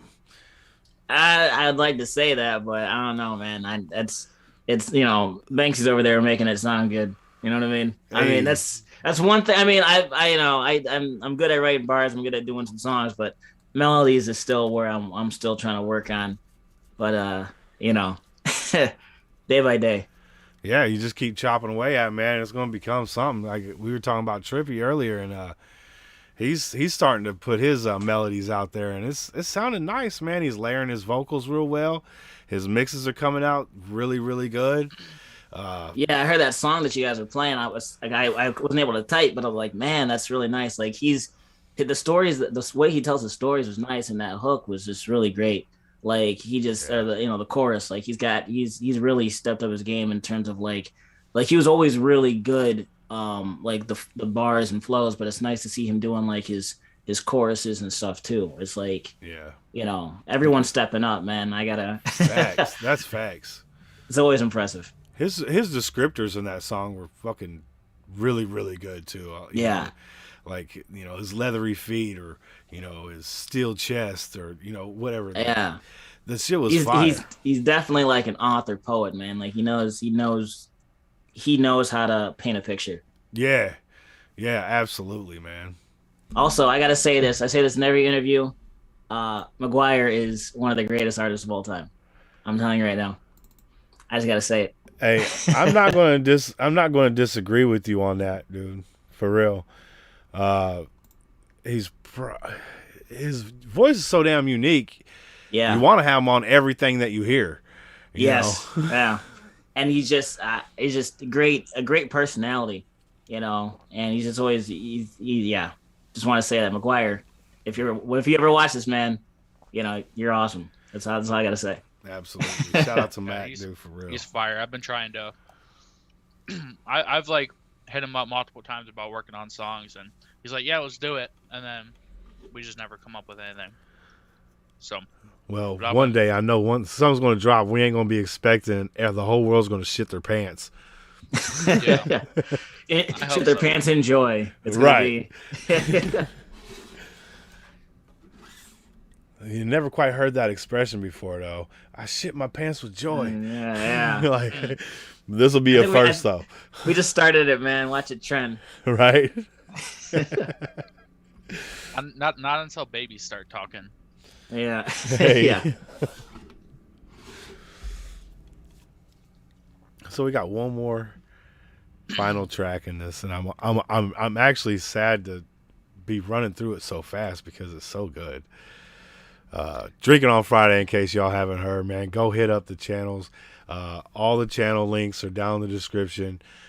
Find that in the playlist. Go listen to it. Stream it. I'm sure it's on Spotify, correct? It is not. It is not. So it's just on YouTube. Yeah. Well, only because he's gonna blame me, but here we go. Let's go. It is Eddie's fault. It's part of my fault for just being cheap as fuck. But as we were just going through and pulling the beats and stuff, like I said, he started most of the stuff, and a lot of the beats weren't fully like free for like Spotify and stuff. And I just didn't feel like shelling out for it, and he doesn't have a Spotify yet anyway. Okay. So we just didn't go through that. I'm supposed to help him set one up. Nice. Yeah. Well, He we're didn't supposed get it.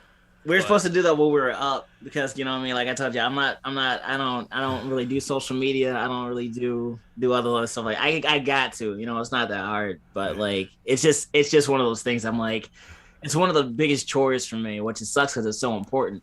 Yeah. You know, but I'm like, oh God, you know, You gotta get that media team put together. and yeah, pretty much. And the thing is, like, you know, we focused so hard on cranking out these songs. You know, I wasn't really looking for, you know, the freest beats that we could put on Spotify because we were trying to crank as much out as we can because we had such limited time. Yeah. You know, and the thing is, when we decided to meet up, it was really close to last minute almost because I'm like, I had some extra time on my vacation. And so I'm like, hey, you know, we should meet up, you know, and he's like, yeah, come over. And so it was just nice. Like we didn't plan too far in advance. So, you know, we only had the couple days of the weekend. You know, came in Thursday. I went back on Saturday because I had to work on Sunday. So, yeah. Well, I tell you what, man, you guys do some really cool shit in a short amount of time, dude. And it lives forever, you know, on the internet. So I'm glad to be able to just pop over here and check this out whenever I need to. In fact, I need to save the playlist. Yeah, man. I wish we had more time for sure. Oh, I did save it. Okay. We would have tinkered more and just had more. Like, just wouldn't have been so rushed because, like you said, we kind of got to that last song and we're like, damn. Like, our first song too. I remember we didn't get done till like 4 p.m. or something. Like, sickest mofo. Like, yeah. I feel like we didn't get that done until like 4, and then we just knocked out the rest of it. Damn. Yeah. The rest of the night. Well, And the thing there's one song I think we actually did after the fact was this last song. But we still did it on a Friday. So that's a little fun Hey. fact for you. You know, I was gonna say though that it was meeting up with Banxy though. It's just crazy to see how fast we did that many songs, and I feel like how good they came out in such a short amount of time. I'm like, just imagine if we had more time, it would be, the next project once we have some more time, so it'd even be greater. You know what I mean? Yeah. Like that was just fast. You know, so Yeah. Do you guys plan on doing any more music together that might be in more of a, I don't know, serious direction instead of just playing? I'm always joking. I don't know if I can. I mean, I got some serious stuff. We probably could come up with some. I know he does some pretty deep stuff. That's really good. And I'm like, man, I don't know how I can come from that kind of place. I mean, mine is like letter to your younger self. Like that's as deep as I get. I really, you know what I mean? And I have that one. I had another one called like Growth. And that's about like me growing up in, when my dad taught me. And I'm like, man, it's just hard. I don't know, maybe one day, but it's difficult for me. I'm going to tell you, it's difficult to kind of piece all that together. I'd like to, though. We can try. Hey, So. I definitely like always want to like take my music more in that direction. And then, there's times where I feel like I'm like, when I write about that stuff, it's like I'm saying the same thing over, like with some, so I'm trying to think of different other like deep topics I talk about than just like being depressed all the time. And so that's why I just kind of default back to the fun shit, because it's good to have a song talking about some real shit, but for the most part people will just want to listen and vibe. yeah, absolutely. And same for me. And I usually am in a much better mood whenever I'm making vibey music. So I was just talking to an artist the other day about, I was talking to Joe, Jacksonville Joe, and he was talking about his mindset when he was going through some of the songs we were going through. They're much deeper songs, like inward looking songs and family songs and shit like that, or what it may be. But I was like, it's got to be hard to be in that headspace trying to get those emotions out of the music and still be like a regular person when you're done writing, Yeah, Oh, sorry. Go ahead. No, I was gonna say like it's not, you know, what I mean, fun writing that kind of stuff. You know, what I mean, because you're just kind of pulling down to your like deepest emotions that are hard to, like, you know, what I mean, that you don't want to share with people. So, and but at the same time, you need to get it out, and then if it comes out right, you know, what I mean, you can put out, get a good song out of it. But Yeah. yes, it can definitely be tough. Sometimes though, it's the easiest stuff to write. Because it just comes out, right? Exactly. Yeah. And like a lot of songs, there's a lot of songs I do have that are about my life, and it digs kind of deep. But like I try not to make it too much. Like I know I had a couple songs about my sister, because me and her don't have a good relationship since we were kids. And overall, long story short, she was just a terrible sister to me. And I know I wrote songs about that, but I try not to get too deep, but I try to also pull out a learning experience from it, because like it's not, my life is great, you know what I mean? Overall, like, I usually try to see the bright side of all that kind of stuff. So that's why it's harder for me to kind of write so much like other stuff, because I'm like, I try not to make it so dark, but Sometimes that personal shit can get real dark too. Yeah. Look at this cat back here. He's just chilling on the side. It's hanging out. What up, pumpkin? Her motor be running. It's just cat litter. Calm down. It was all over your paws. And she wants to play. I need to get her some toys. So this last song right here, man, called hold on, let's see here. Fine Now. So this is like after you guys are drunk and you're done being hungover. yeah. It's just more of like everything that kind of culminated to like where we are now. Like it's all good in terms of like, I know that Banxy has made a lot of accomplishments in the past year or so. I've made some accomplishments in the past year, and it's just one of those things, like everything's good, you know what I mean? And so it's kind of one of those like just chill tracks where it's just like, yeah, we're just doing our music, have a good time, and it's kind of just like the hanging out chill part afterwards. So that's dope. Hell yeah.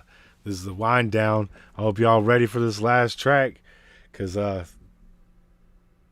going to have to go check out the channels. You know, the links are to get more music tonight. Go stream. Go do it now. Let's go.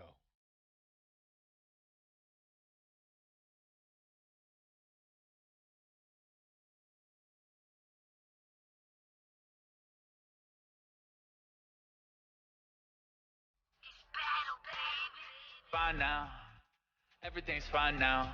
Me and my homies just hang. Girls wanna know everything we write about. I say we count bills, chill, kill, like it's knives out. Now we ain't come to play. Murder the mic on stage till it's lights out. Say peace to the city, then we sign out. Not trying, I'm doing this year. Hop on the mic and I slay, man. This ain't to say that I'm beyond human this year. They always say give them time and that they up next, but fuck that, I'm choosing this year. I came to change at the pace and rap with the grace, man. I know I proved it this year. I bought a house in the States and ran up my place, man. I kept it moving this year. People hit me on the phone and they want to know, like, what is you doing this year? I went creative and cold with all of my flows, yo, that shit was oozing this year. My homie stuck in the race and caught him a case. I pray we don't lose him this year. And I ain't got no plans of losing this year. I ain't moving in fear. If you look at my beach, you'll see bruises appear. And I'm proving that I am too good to compare, cause I cruise until I'm out of view of my peers. And the view from up here ain't no room up in here, but don't see why you rappers are moving so weird. I can't do what you do, then start using the mirror. If we in the same boat, all of you disappear and I'm gone. On to the next. I'm living my dreams. They overslept. They want to slice, can't get a taste though. I helped them out, but they wasn't grateful. Ace in my sleeve or house on the table. License to kill, man, that's getting fatal. Everything's fine now. Yeah, everything's fine now. When it's my time, I'm gonna smile when I go lie down. But goddamn, I've been on a roll. So why would I die now? I took a couple of hits, the rest of the shots that they took at me missed, but it doesn't matter, cause fuck it, I'm fine now. Everything's fine now. Me and Drop my was homies nice. just hang. Girls wanna know everything we write about. I say we count bills, chill, kill, like it's knives out. Now we ain't come to play. Murder the mic on stage till it's lights out. Say peace to the city, then we sign out. Everything's fine now. Me and my homies just hang. Girls wanna know everything we write about. I say we count bills, chill, kill, like it's knives out. Now we ain't come to play. Murder the mic on stage till it's lights out. Say peace to the city, then we sign out. Everything's fine now. Everything's fine, fine, fine. Everything's fine now. Damn, you got high up there, bro. Hell yeah. Oh, it's saying, It's hold on. fine. We were just fucking around.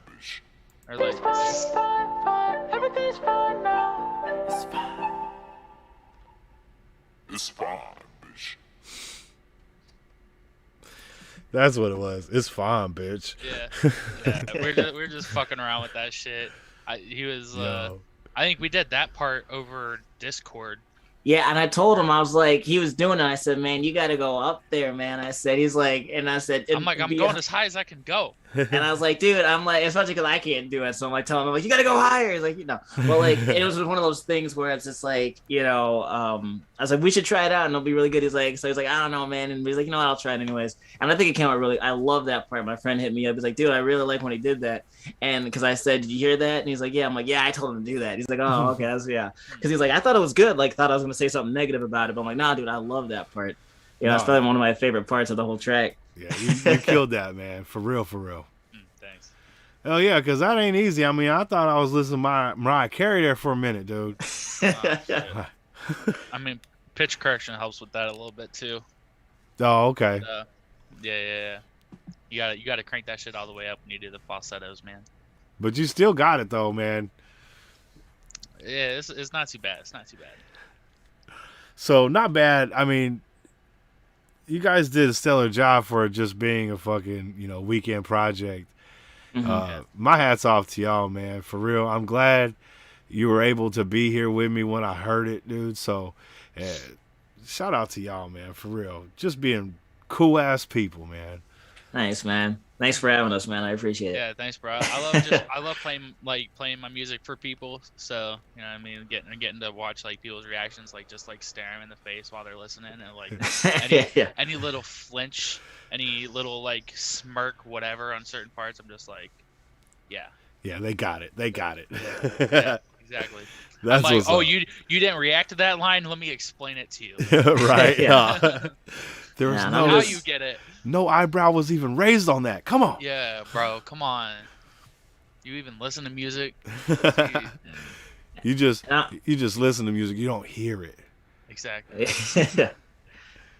No, but I'm just glad that we got to chat with you, man. Because I know I haven't talked to you in a while. I've been so busy with this house, and I'm like, man, I really like watching your interviews, and I appreciate what you do, man. Like it's nice just to kind of just chill and talk. It's always a good time. And I'm like, man, this house has been keeping me so busy that I haven't been able to, like, I haven't been putting out too much music because I've been like, I started doing a thing where I do throwaway Thursdays where it's like bars. I'm like, I'm never gonna finish this, so these are some throwaways, just tracks I used to work on, and so I've been putting those out on Thursdays now. I'm up to 3 now, so I started doing it for the past 3 weeks. I haven't watched last Thursday yet. I watched the 2 before that, so I have to go and watch. Oh, thank you. Yeah, absolutely. And so I'm like, I got to give the people something while I'm working on this other music, because I still been working on, like, I've been writing stuff and recording stuff. I just haven't been putting too much out because I want to do it, the right way. So I've been just holding on to a bunch of songs that I actually did finish, and I got one I know that you are gonna like. I wrote this one. I don't want to spoil nothing for you, but I wrote this song like maybe what was it, about 2 months ago, maybe 2-3 months ago, and I was thinking about you when I was writing some of it. I was thinking about Jeff when I was writing some of it, Jeff Champion, because I know he brought us together. And I'm like, it's really nice. And I'm just like, I'm so excited to put out some of this stuff. I've just been so busy with the house stuff. I'm like, man, I can't wait to get it done. It's going to sound perfect. So I'm like, I might as well try to put it all on a project. So, man, I appreciate you thinking about me, man. That's amazing, yeah, man. bro. No, for real, for real. That's love for real. Making me look bad out here. Nah, Banksy, I know I'm always somewhere in the back there somewhere. Oh, of course, man. All you guys, anybody who just kind of shows love, appreciates my shit. What I mean? Like, there's so many people. Like, I mean, so many people I see just comment on my shit all the time, or people I talk to, and make an effort to like reach out every now and then. Like, I see that shit and I remember that shit. Absolutely, man. And it's nice because he's doing like ciphers with a lot of bigger artists. He was in that Stevie Knight tournament thing, which is amazing.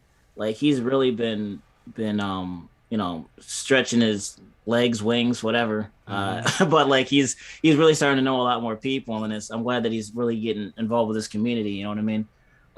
Within like a lot of the YouTube community, I'm more of I kind of have my small circle of stuff, and I'm glad to see that him branching out, because I remember us talking a long time ago, and it's just one of those things where I feel like he's really getting what he wanted out of a lot of this, and I'm getting what I kind of wanted. So it's just really, it's just nice to kind of, I don't know, kind of grow up. He's like a brother to me. You know what I mean? So, and you both get a ton of respect from the community, by the way. So I know you probably know this already, but for real, people out there really fuck with the person. You know what I'm saying? Not only the artist, but also the person, man. Thank you. Yeah. I appreciate it, man. Yeah, I wanna put the person out there more too. And I've always wanted to do more content where I'm just kind of being myself and connecting with people on that level too, other than just music. But it's just hard to get in that mindset and kind of just do it. So yeah, that's something I'm trying to work on. Just wait until you have 80,000 fans out there and you're on a stage doing it. You know what I'm saying? That's gonna be like some like whoa shit. Like whoa. Yeah, that would be crazy. I don't know how I would handle something like that for sure. It'll be interesting to find out.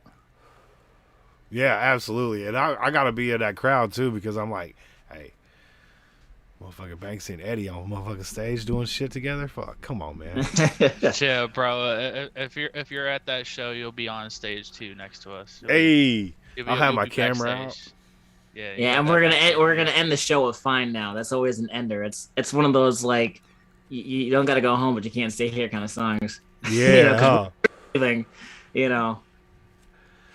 That is a nice joint, man. That project right there, that EP, man. I think I'm out of words. I mean, it was wonderfully done in such a short period of time, man. And Banksy always comes through in like these real short situations and puts out quality shit, man. Yeah. I'll say I'm a professional procrastinator. I work really well under small time limitations when there's like a hard deadline. Yeah. I was like that in school all the time too. I'm like, oh, I got a month to do this big ass paper. Let me wait till like the week it's due, and I'm gonna crank that shit out, because I know that's when I'm the most motivated for some reason. Well, I mean, it's obvious, because like when you get down to that point where like you have no other option but to do it, that's when I'm like, because the rest of the time I'm like, I'm chilling. I got all this time to fucking do this shit. You know what I mean? Like, there ain't no rush. And then it comes down to that last like 2-3 days, and it's like, okay, there's a little bit of a rush now. Right. You got that fire lit. Yeah, exactly. That's exactly what it does. It sparks that fire, man. And then you just go. Yo, facts, Nico. He's saying he's still shocked that you're under 1K, and we got to get you there real quick. Hey, we're close, we're getting there. I need to put out more shit. That's what I need to do. I'm gonna make sure I sub to you today, Banksy. Oh, yeah, appreciate it. You too, Eddie. We gotta get them numbers up, man, because we get this revenue stream on here for you. You won't have to really worry about Spotify as much, Uh-huh. You start getting monetized. I plan on putting a lot more stuff. Like I said, I got a lot of stuff in the wings I've been working on, and since this house has been keeping a lot of my time, I'm really excited to put out a bunch of music, and I'm hopefully able to film a lot of music videos inside my own place now. Like, I can set up a lot more backgrounds and scenery, man. Like, my studio's coming out really nicely. Like, I got my booth set up. I've been recording in there, but I still got to finish up my studio setup.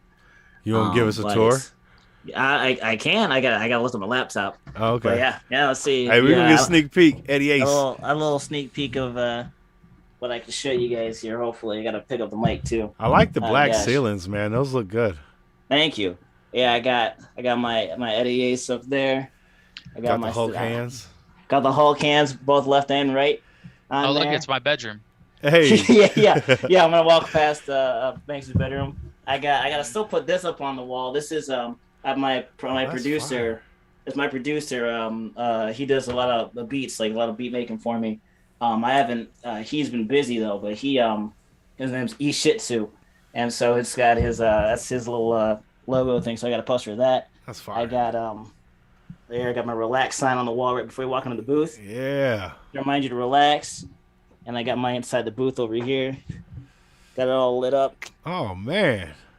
Oh, you Yeah, got it all nice, dude. You got all the egg crate and everything in there. Nice, dude. Yeah. The lights, it all changes colors, man. It's nice. So I got that kind of set up. It's pretty nice. I got so that's how my booth's looking right now. I just bought a sectional, and it cost me $2,000. Most comfortable sectional you ever sit on. It was the floor model. They gave it to me for $2,000 because it was the floor model. I'm like, dude, I'm so happy for it. It's super nice. And so I put one of the pieces down here because it all couldn't fit upstairs.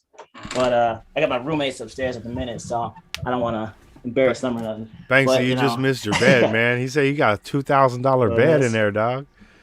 yeah. Hey, you got his weights. Yeah. Oh, got shit. my weights up, man. Like I said, I'm getting my stuff together. This is the bathroom we just put together. So this is the basement. This is the basement right now, yeah. Nice. So this is the bathroom we just put together. I'm getting stuff. We put in that mirror, putting some of this hand towel rack, toilet paper rack. You know what I mean? Eddie Ace house tour. Nice. I know. This the basement tour, but Hey, you got the little sign on there. It's for both. Yeah. Hey, you hit the button, Eddie. Oh, There you go. there you go. Sorry. Yeah, no, it's just in case people gotta go for man and women. You know what I mean? We don't discriminate here. Now, can men and women go in there at the same time? If they want to. You know what I mean? Little low shake. And then I'm still getting my basement set up, but I'm hoping to convert either half of it to a studio or half of it to something else. I don't know. So Okay. I got some of it set up there. It's a nice Got big space. It's really, like, I'm telling you, man, this house was a godsend, man. Like, for the price and my interest rate, dude, like my rent or my mortgage is like $686 a month. Woo, You know that's what I mean? cheap as fuck, bro. I know, and the That's neighborhood's literally really nice. I got 2 vehicles and it cost me over $700 a month just for the note plus insurance. So you do it good, man. dude. Yeah, it's really nice. And so my roommates end up paying.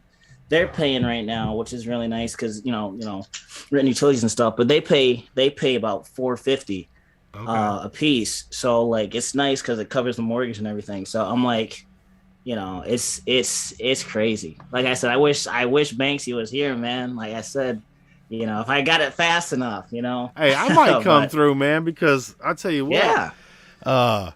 450 sound nice, bro. Yeah, it's real nice. It's real nice, and I got it's just the place is great, the neighborhood's great, and you can't find a place like this nice, this good that as soon as we took care of the water problems like that, and then after that, nothing, man. Like I got no problems.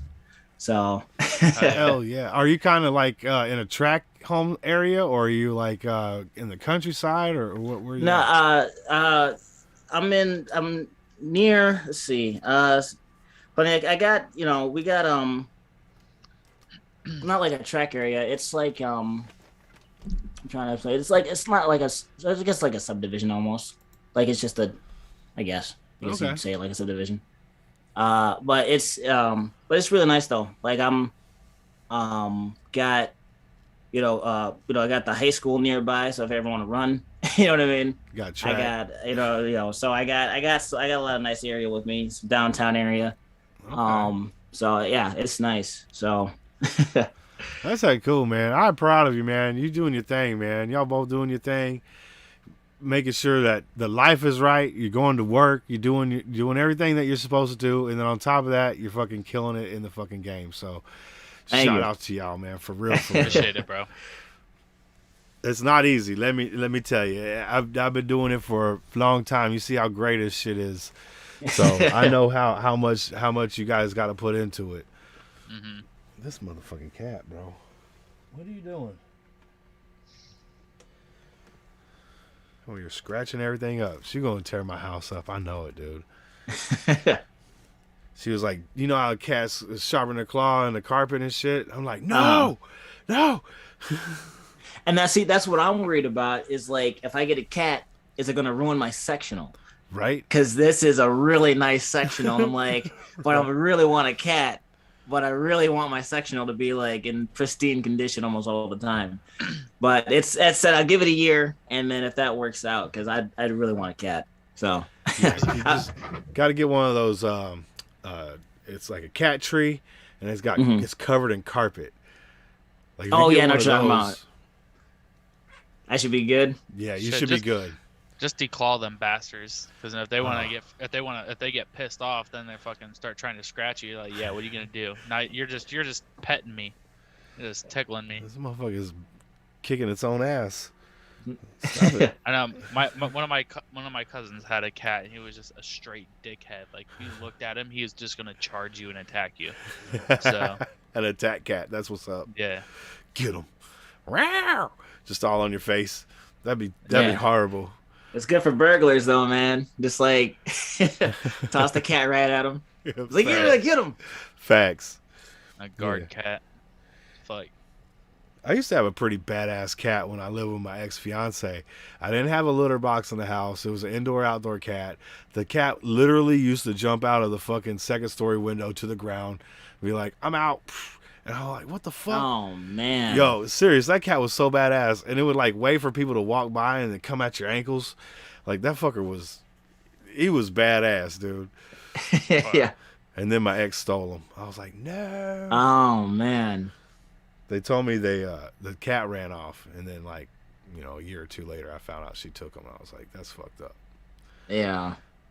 That sucks. Roman 365 and Rue Knock, welcome, man. I'm glad to see you guys come through. I'm sure you know who these dudes are. They pretty famous nowadays. Pretty much. Roman's a homie too. We called him when Eddie was down here. Yeah, we did. We talked for a while. Yeah, what's up, Roman? We actually all and Jackson Pierce. We have a song in the works too. JP. But we all kind of like, I made him rewrite some shit, and I had to finish my shit. So we're trying to finish that.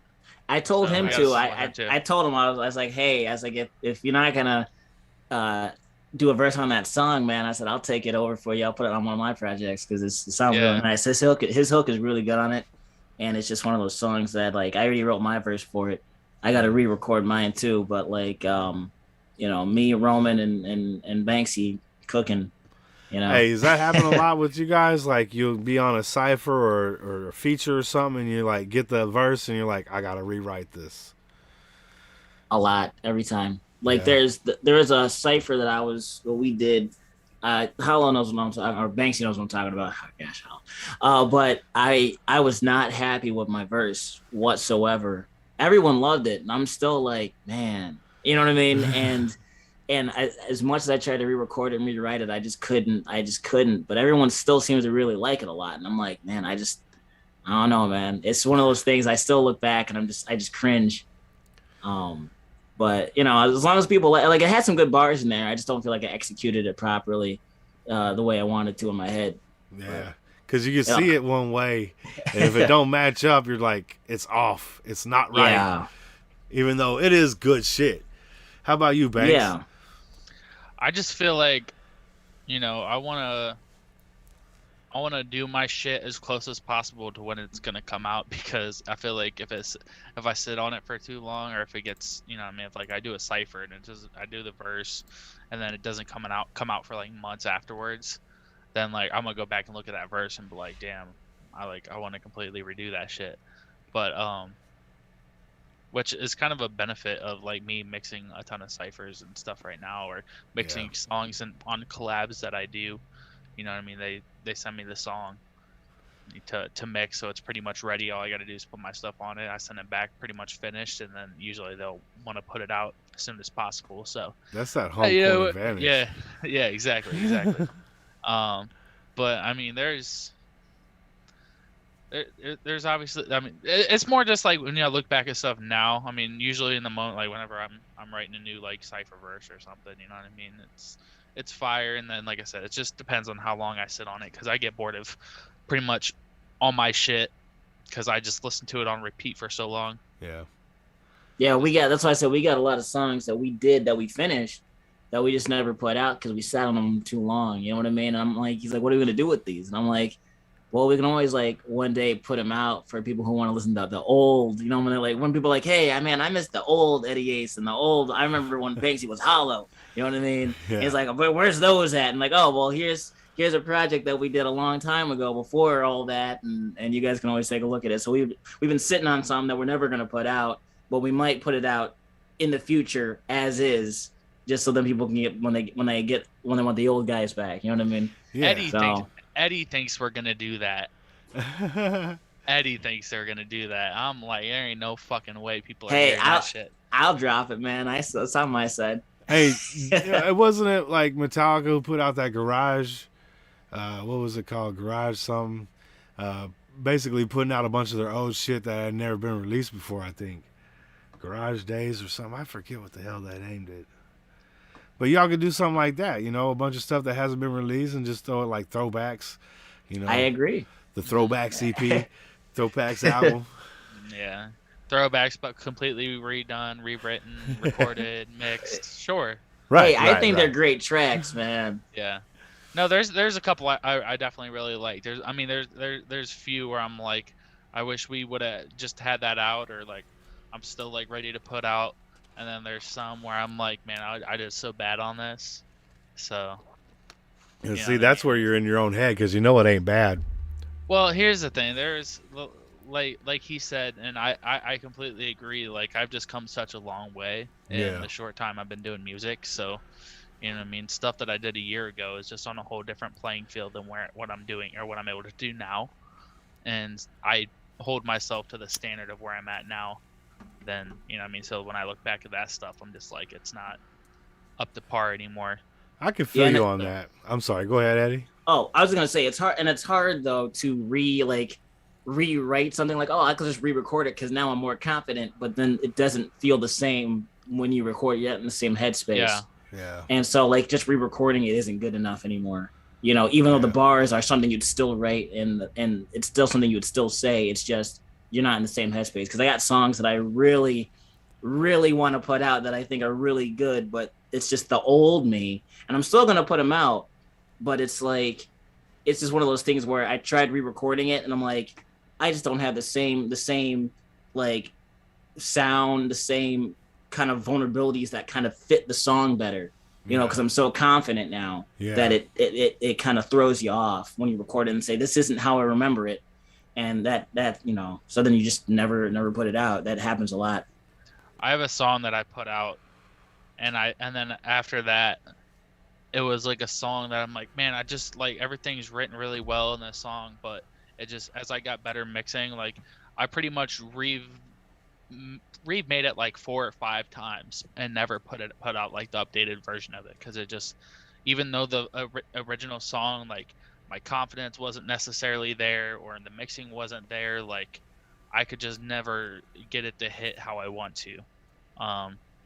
So it never got like actually released, but I made like 4 different versions of it, re-recording it, remixing it, all that shit. That's what's up. And you just like, I'm just like, nah. It just ain't it. Yeah. Exactly. I could completely feel like, not as an artist standpoint, but as a gamer standpoint. Like I grew up playing all the Atari because I'm an older motherfucker, right? So we play all the Atari, Nintendos, you know, PlayStations, Xboxes, all this first, you know, shit coming out. Now you got shit that looks like real people on the screen. You know what I'm saying? I don't ever want to go back to that fucking old shit. You know what I'm saying? I can't fucking, I don't want to play no more 8-bit. I played years of that shit back in the day, you know? So kind of like, but not really like. Yeah. It's just, yeah, like we said, it's just, it never ends up being the same. And, you know, I mean, there's always better things to do moving forward anyway. So I focus on that stuff. But Eddie's also been so good. He's been doing it much longer than me, so he's been like, you know, I mean, I'm like 2 almost 3 years in, kind of hitting like a good spot, and he was, you know what I mean, where I'm at now, kind of many years ago, doing this shit. So he's always had like, he's always been really solid for a long time. So you know, if he goes back to something he did 2 or 3 years ago, that's way different quality wise than stuff what I would do 2-3 years ago when I literally was making my first song. Yeah. So he's got like that little. He's calling me old, is what he's calling me. I thought he was calling you wise. No. You started earlier than I did. Like you just been rapping longer. That doesn't mean you're older. I waited until I was 25 to start putting out music. Shit, motherfuckers out here doing it at 14. Like they might be cringe now, but guess what? When you say that motherfucker when he's 20, right? You know what I mean? Like Quadeca, bro. Like you go back to his earliest shit, like even like the Wii raps, like it was like kind of cringy, but at the same time, you look at him now and he's like 21 years old doing the shit that he's doing. Like it pisses me off that I didn't start when I was fucking 15. You know what I mean? Like begging my mom to get I wish I was begging my mom to get a microphone for me for Christmas back then. Right. Like, if I could go back and tell my younger self anything, that's probably what it'd be, is like start making music now. It's gonna suck, but by the time you're like 20, you're gonna be like making a living for yourself. Yeah. Do this shit while you don't have bills to pay and all that shit, and you can just focus like solely on it. You know what I mean? Yeah, and that's the thing is like with getting this house and stuff, like I had to stop worrying about putting stuff out and cranking out videos, because I was doing videos every day, but it was just like me talking about topics and stuff. I seen that robot waiter one, dude. That shit. Yeah. They took down one of my videos for violence, and I'm like, I got it from another video that's on YouTube. What are you talking about? That's crazy. It was about a guy that lit himself on fire in a wrestling ring, and I'm like, I talked about that, and it was hilarious. I don't know if my part was hilarious, but the video of the guy lighting himself on fire was hilarious. But they stopped. They said mine was violent. When I'm like, it's his video on your platform. What are you talking about? But yeah, I was doing those, and then that's when I ended up getting my house, and I was going through this whole process of it and had to take these classes and all this stuff like that, because to get discounts and stuff. And so I was having to do all this stuff, and that's when I got caught up, and I'm like, I got to focus on getting this house first. And that's the thing, you got to focus on getting yourself together in order for you then to focus on music. It's something like, once you're one of those things where it's like you got to help yourself before you can help other people. Yeah. So it's like one of those things where you got to get your life together before you can continue doing music. And since I was at a certain point, I'm like, I didn't really do too much tracks. I did a couple of features on the low, but that was more when I was actually in the house and I took care of the flooding problems, and I was still kind of just tweaking stuff. And so I was doing some features on the low, and it's just one of those things where it's just like, so it's you gotta, anybody listening, you gotta take care of yourself first, before, shelling out so much for the music sometimes, because if you're not set, how are you supposed to get your music set if you're not yourself set? Yeah, because if you ain't at peace with what what's happening around you, it's going to be hard to get in there and try and be authentic. Yeah. Mm-hmm. It's like you're forcing it, or almost, Yeah, for sure. Hey, that's where I struggle, man. I live a very boring life, so it's hard to rap about shit that's interesting. You know what I mean? I go to work, I come home, I chill, and I play video games. Sometimes drink, and I make music. You know what I mean? So like, there's not much room in there in between to really like rap about rapper shit. So it's either like really deep introspective, like in your feels type stuff, or just like what I imagine people would have fun listening to. You know what I mean? So well, you guys have all done an amazing job on everything that I've listened to. I've been seriously, I mean, it's the first time I heard you guys, I was a fan, so I'm glad to see everything going in a positive direction for you guys, man. Definitely looking forward to some solo stuff from you guys. Looking forward to more collab stuff with you guys. You just you're just real cool people, and I appreciate, you know, your time and getting to know you guys, man, for real. Thank you, man. I appreciate it. Yeah, I appreciate you too, man.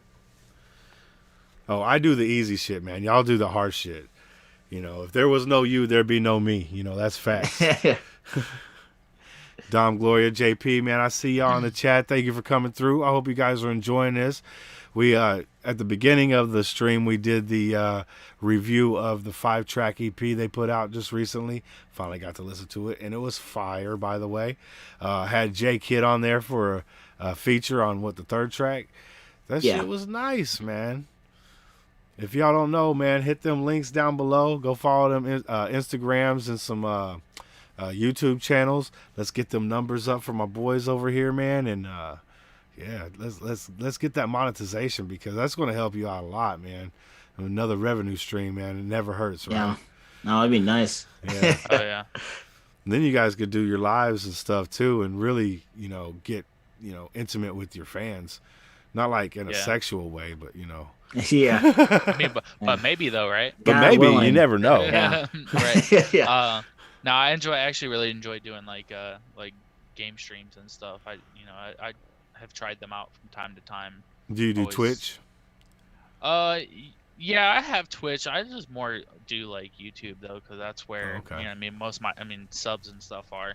Yeah. There was a period where like Dwayne and DK and our other buddy One the Rapper were all playing like Warzone and stuff like that, or we'd be playing Phasmophobia, and I would stream on Twitch and YouTube. But Yeah, I that's what's up. I don't really have like a ton of like Twitch followers, and I don't really do it enough consistently. But I mean, it's something I think it would be dope to be able to do to get to that point. Just kind of,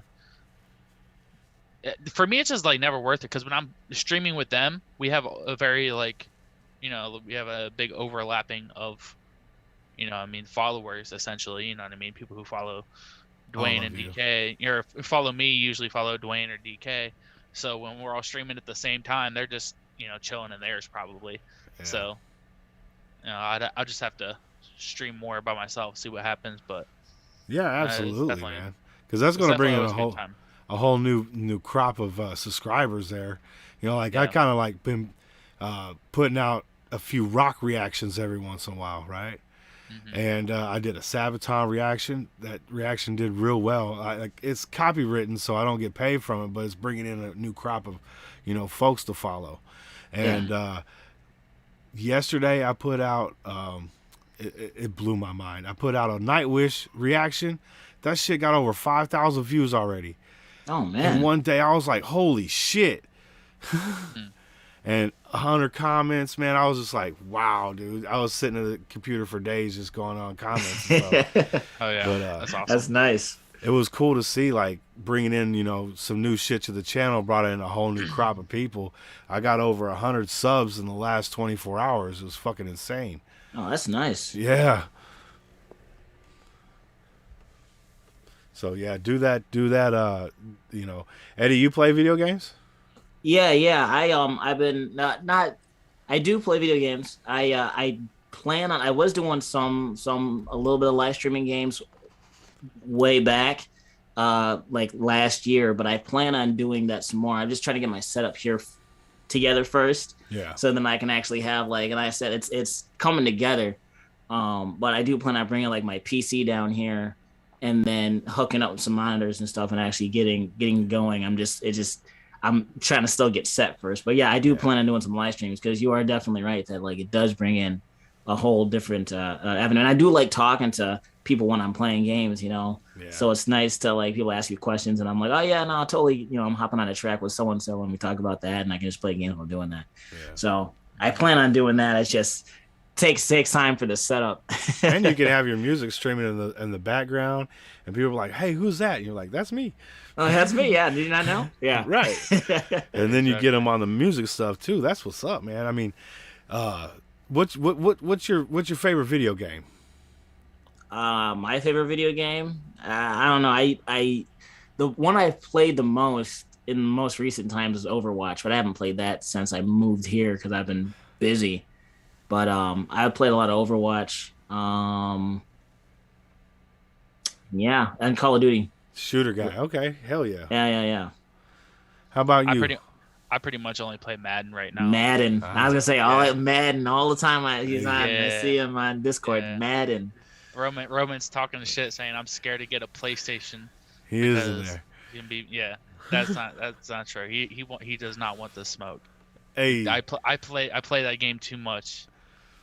dude, I get so mad at playing people online at PlayStation. I'm like, fuck you. I suck at Madden. Yeah. I don't know why. Like, I can play the computer just fine, but when I start playing people, I just get fucking smoked. There'd be like some kid with a high octane like a high octave voice. Like that dude's 7 years old, whoop my ass. Oh yeah. See, I that's what I mostly play. I enjoy jumping into some shooters here and there. I got Warzone, the new not Warzone. Well, did play Warzone, the Call of Duty one, but I like Battlefield. The new one came out. Okay. So I'm trying that out.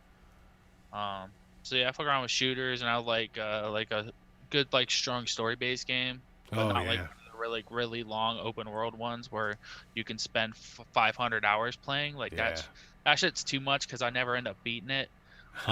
So like anything that's like got a good story but still like a smaller open world, like I fuck with that shit a lot. Like the God of War game. There's like that new Star Wars game that came out. It was really dope. So I haven't even turned my PlayStation on for like a year, man, for real. Yeah. It fucking sucks because I really like playing video games, but I'll go buy a video game and I will do nothing else until I beat that game. Yeah, I know how that goes. And if it's something like, I don't know, Assassin's Creed or Grand Theft Auto, that shit could take a while. Yeah, see, that's my problem is like I got super into the Assassin's Creed franchise and I was like, this is my shit. Like, especially a long time ago when I was younger and was, you know what I mean, in school and shit when the earlier ones were coming out. And then they just started making the game so big and so open world. Like I thought it was just more like, damn, like the franchise is just not what it used to be, but I started to realize it was more just I don't have the time to put into those big open world games, and you know what I mean, there's so much time goes into just the exploration part. I get bored and burnt out before I can finish the story, and then I'm like, well, that game's some cool stuff. I just wasted $60. Yeah. Well, and here's the thing, like I thoroughly enjoy the gameplay. It's just I get burnt out on the gameplay like before I, you know what I mean, get to the good stuff of the story and the meat of the story, and I'm like, well, shit. Yeah, because I just played Mass Effect Andromeda. And it's one of those things where like I always play a game on the hardest difficulty they have available, because I'm like, as soon as I do that, I just want to be able to beat it on the hardest so that I can say, oh, I already did it. I don't have to go back and replay it. I'm done. You know, so it takes me quite some time to do that. And Jeff was saying that, I also forgot. I played Smash Brothers. I played actually recently. I haven't played in a while, but I played the other day, and I hadn't played beforehand since I moved. And I played the other day, and I was like, man, I am garbage now playing Smash Brothers on the Switch. You know, but I'm like, people are getting too good. You gotta games nowadays. You have to play every day to keep up with all the new updates and changes and the people playing constantly. Like that's the thing. If you miss one day of Call of Duty, you know you're behind. You know, and it's just at least for me, I don't know. I gotta play it all the time, and it's if I don't play it, so I just like, you know what, screw playing games. You know, so you know, it's just. You know, it's just, gosh, it's too much. Yeah, especially if you're playing like online Call of Duty, everybody's leveling up, and you've been out for 3 months not leveling up. Mm-hmm. You know, it's gonna be tough because your perks ain't open and all this other shit. Yeah, exactly. He said, I always play a game on easy like a 6-year-old. That's funny. Yeah. I usually play it on normal, and then if I really like the game, I'll go back and play it on a harder level.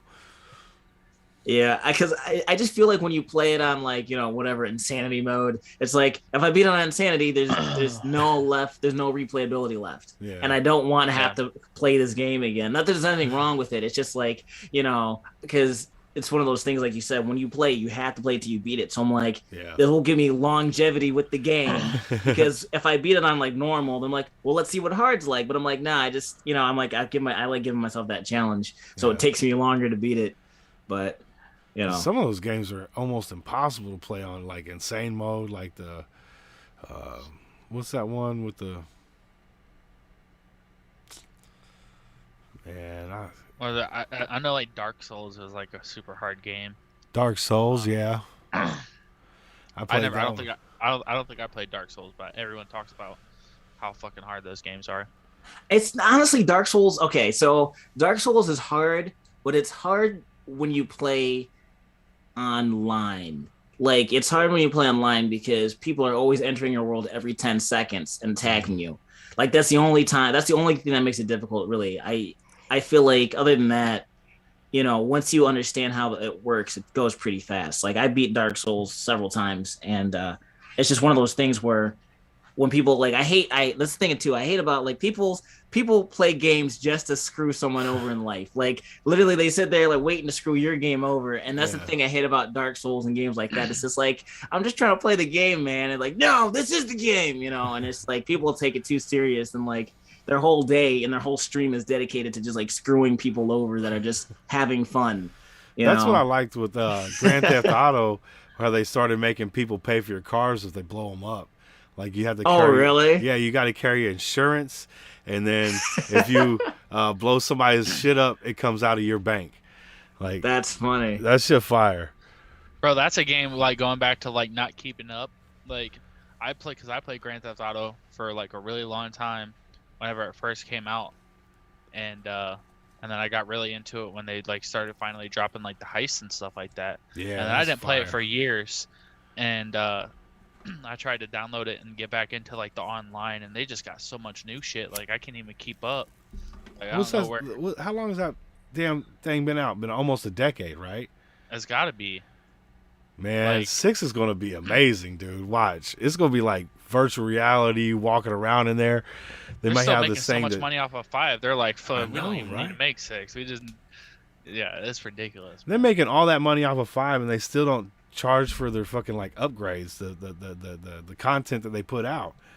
Like, they give a lot of shit away for free. It was amazing. Yeah.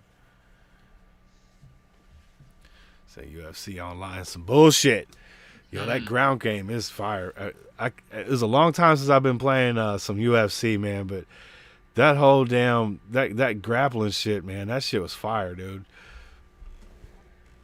Speaking of PlayStation, you're talking about PlayStation. Do you have a PlayStation 4 or 5? Yeah, 4. I ain't got no 5 money. Because my roommate just bought a 5, and it's funny because he's telling me, because I didn't know about PlayStation. Like, I heard they were like hard to get. I didn't know they're like Turbo Man hard to get. You know, Turbo Man from like Jingle All the Way. Yeah. But I'm like, I didn't know they were like impossible to get, to where like you have to trade in your grandma.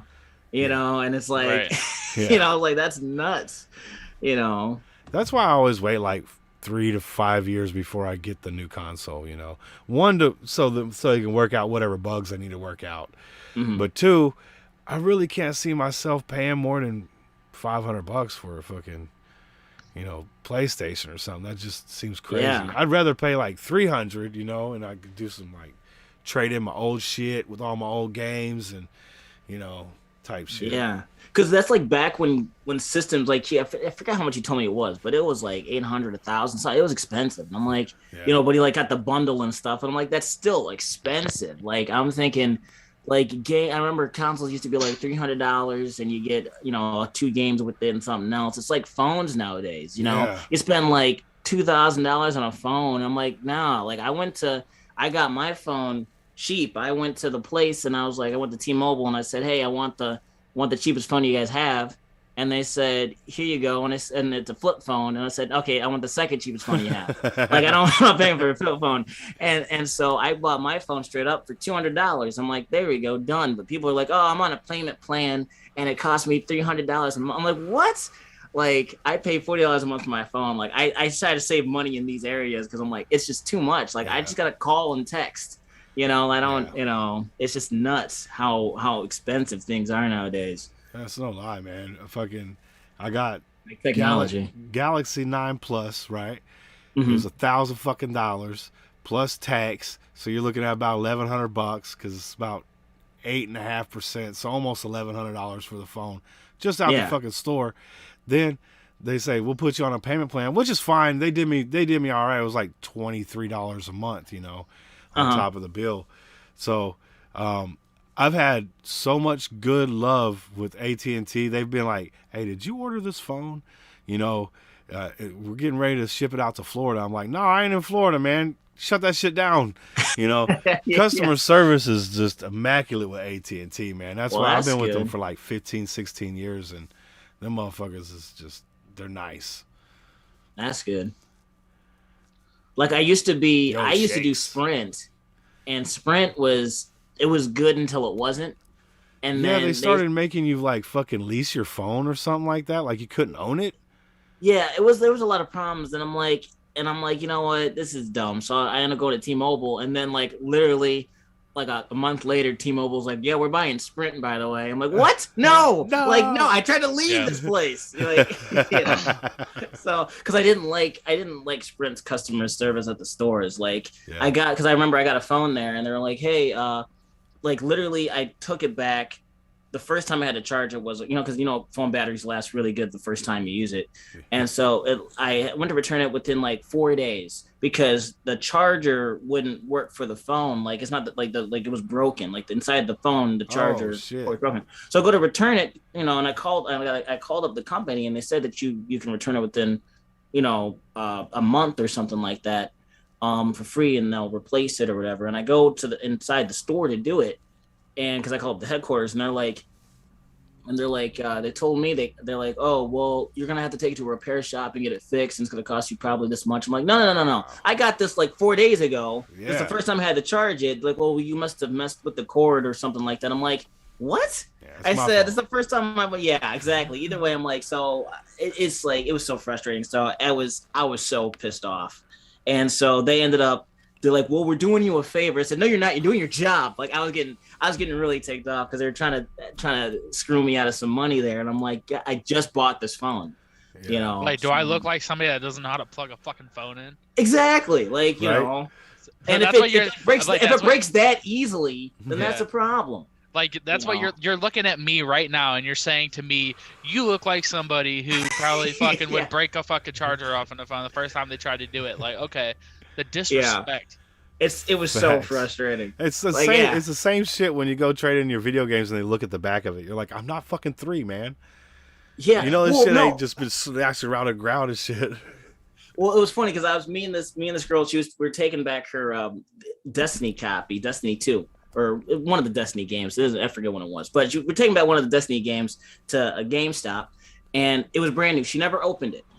And so she wanted to take it back, but she was going to just take it back used, right? Yeah. And they're like, yo, so they go to take it back. She's like, oh, we can't take this back. This is new. And I said, but she just wants a used price for it. Just give her the $5 and we'll be on our way. Yeah. And then they were just like, well, the guy was like, no, well, we can't because it hasn't been opened yet. And I'm like, are you serious? This is a brand new game, and you're gonna sell it used, and you can get full. Okay, I said, can I'll just open it right now. Then he said, no, you can't do that. It's gotta be 24 hours. I said, what? You're telling me I can't? What if I take it, scratch it up, lick it, put it back in the thing, and hand it to you? You're telling me you won't return that? He's just like, well, it's gotta be 24 hours. I said, what are you like? Oh, gosh, it's just give me. And I said, I'll just give you the $5 for this. She's like, we gotta get out of here. Like I normally don't get pissed off. I'm a pretty calm guy, but I'm like, this is so asinine. I'm like, I am. Gosh, I didn't know there was rules to the video game shit like that. Thanks for letting me know, man. It makes zero sense. I think the guy was just making up shit as he was going. But like this was years ago, and I was so pissed off because I'm like, you're telling me you can't return a new game used. If anything, the person that benefits is the person that's going to buy it used, and you realize it's a brand new in the case. I don't know. They could just stick it on the shelf like it's a new shit. They don't even have to sell it as used. Exactly. So I was like, you call up your bosses and ask them if they're really gonna have a fucking problem with it. I know. I said, can I just take it out? I told him, can I just take it out, scratch it, lick it, and put it back in, and then now it's used? And he's like, no, you can't do that. And I'm like, get out of here. So, like, because I'll lick this motherfucker for real. Yeah. And she told me, this is like pre-pandemic, so it wasn't like a gross thing. But like, they were telling me, she was like, she was telling me, like, let's just get out of here because this is too much. I don't even care. I'll just keep the game. I was like, no, fuck them. Like it was just like, I don't normally get like pissed off in public, but it made zero sense to me, and the guy couldn't explain why that was a thing. I would have And just sat so- outside the store and just be like, when people walk in, be like, "Hey, you want to buy this unopened Destiny for $10?" Yeah, Right? yeah. I'll Dude, you give definitely you would- this free game for. I'll give you $5 to take this game. Pretty Right. much. Yeah, just to screw that guy. That's funny. And it's a popular ass game, so they know they could have got rid of it. I mean, Destiny Yeah. was a pretty popular franchise from what I remember. I never played the game myself, but But for a brand new game, taking it back as used, they give them like $3, $4 store credit at least. yeah. You know, it costs them nothing. Right. You know, but clearly you can tell I'm very passionate about this. I'd read a song about it, but You just had to It's like- deal with somebody you thought was ripping you off on a house, man. You're in Yeah. you're in your fucking mood right now. Like yeah, it's bringing us some what it is. bringing us some new shit. Yeah, I got a lot of emotions. Hey. Imagine spending $1,000 to play some games. You know what? I was playing Madden pretty heavy. I was playing that card game they had, build your team shit. Yeah. I was spending thousands of dollars on that shit. Every time I got paid, I'd be like $50, $100, $50, $100. And I was just like, man, I got to stop playing this game. This game's costing me way too much money. That's why I never play that shit, bro, because I'd be the same way. There ain't no way I'm taking the time to build the team up naturally, and there ain't no way I'm putting that kind of money into that shit, so I don't even touch that.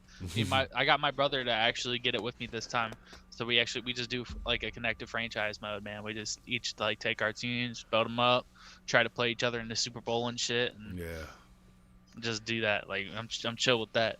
that's fire. Yeah, they got so many different game modes on the Madden and the show these days, man. It's fucking cool. I like the creative player modes, and build up your character and stuff. That's always fire. In fact, I got my PlayStation just so I could play the show because Xbox stopped carrying a license back when I got this. I heard that they did. Xbox got the show now. Like, that's crazy. Yeah. And you can cross-platform apparently. So I gotta get on that. I gotta get on that $60 a year shit.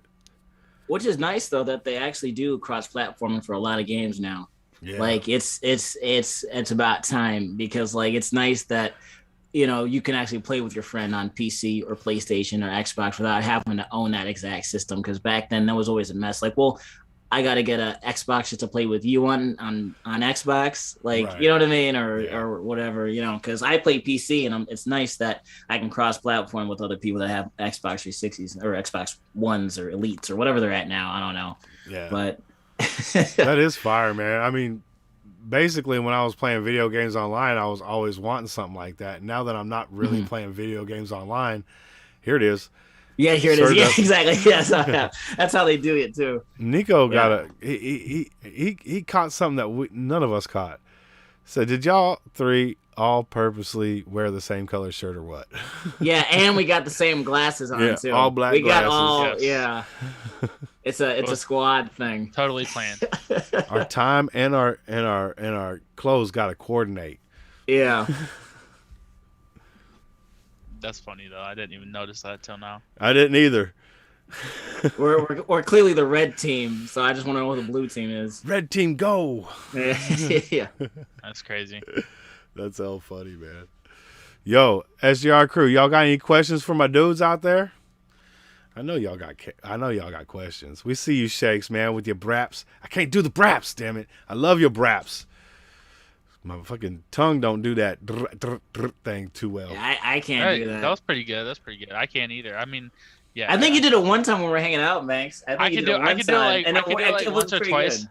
and then the more I try it, the worse it like fades out. So if I need to do it, I'll just do with the lips. Just Hey, I do the same thing when I'm trying to whistle. Like, I can't whistle very good at all, man. I whistle. Oh, really? Yeah, I wish I could whistle a song. That'd be so cool. I can't blow bubble gum. Oh, if it man. makes you think anything, I can't do that thing where they Hey. blow it and pop it. I can't do that. Hey, see, now what can't you do? Banks, come on. What can I mean? I can't. I can't fail. Hey, It's like, that's oh, what's God. up. It's like, oh god, Asshole. asshole in the house. I mean, I can't do like the really like. I always want to be able to do like the really like loud whistle where like people are like I can't do that shit. Yeah, I can't get that one either, man. That's just crazy. At that point, you're just sticking fingers in your mouth. Huh? For Yeah. real? Yeah. I'm like, where Yeah, the fingers been? motherfuckers go like, and I'm just like, it's so piercing. Like it fucking, I don't know. That's just wild. I don't know how people's lips don't rip apart doing that. Like, because you got to get Yeah. it thin. Like, you can get the blade of grass thing, and whistle. Yeah. That's easy. But Oh, I can't do that either.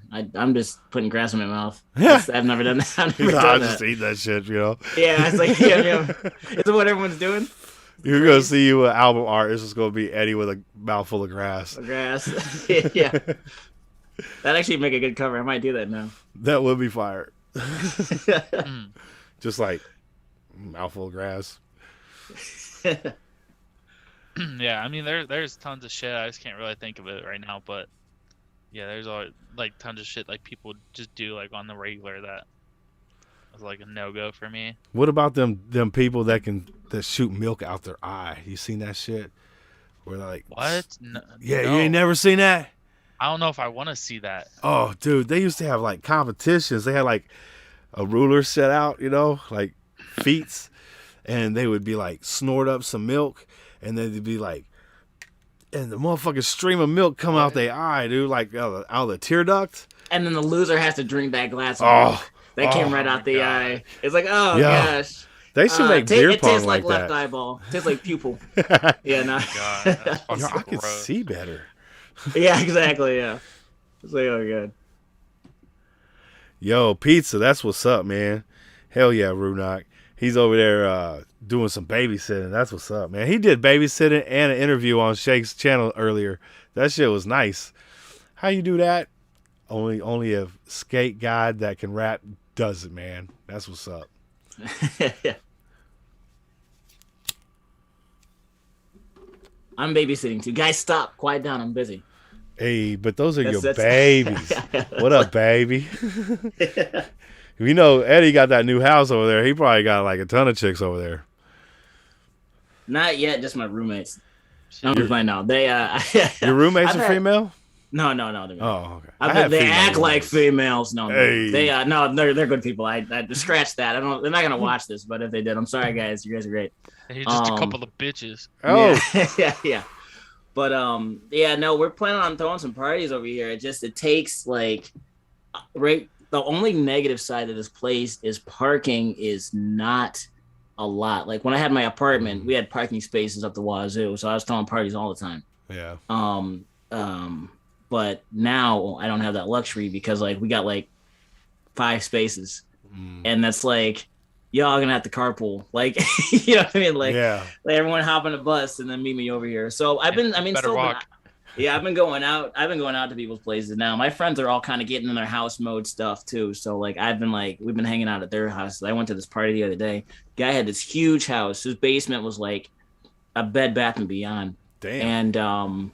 And there was like nothing in it. It was just empty white void and one beer pong table. Hey. It was a great place. The place was really nice, but you like either they just moved in or they don't have a lot of stuff to move into. Like, cause like when I got to this place, I'm like, man, I have a lot of space to put stuff now, because going from an apartment to a house, and having now another whole nother floor, it's like I have all this space that I guess I should fill up eventually. So it's really weird.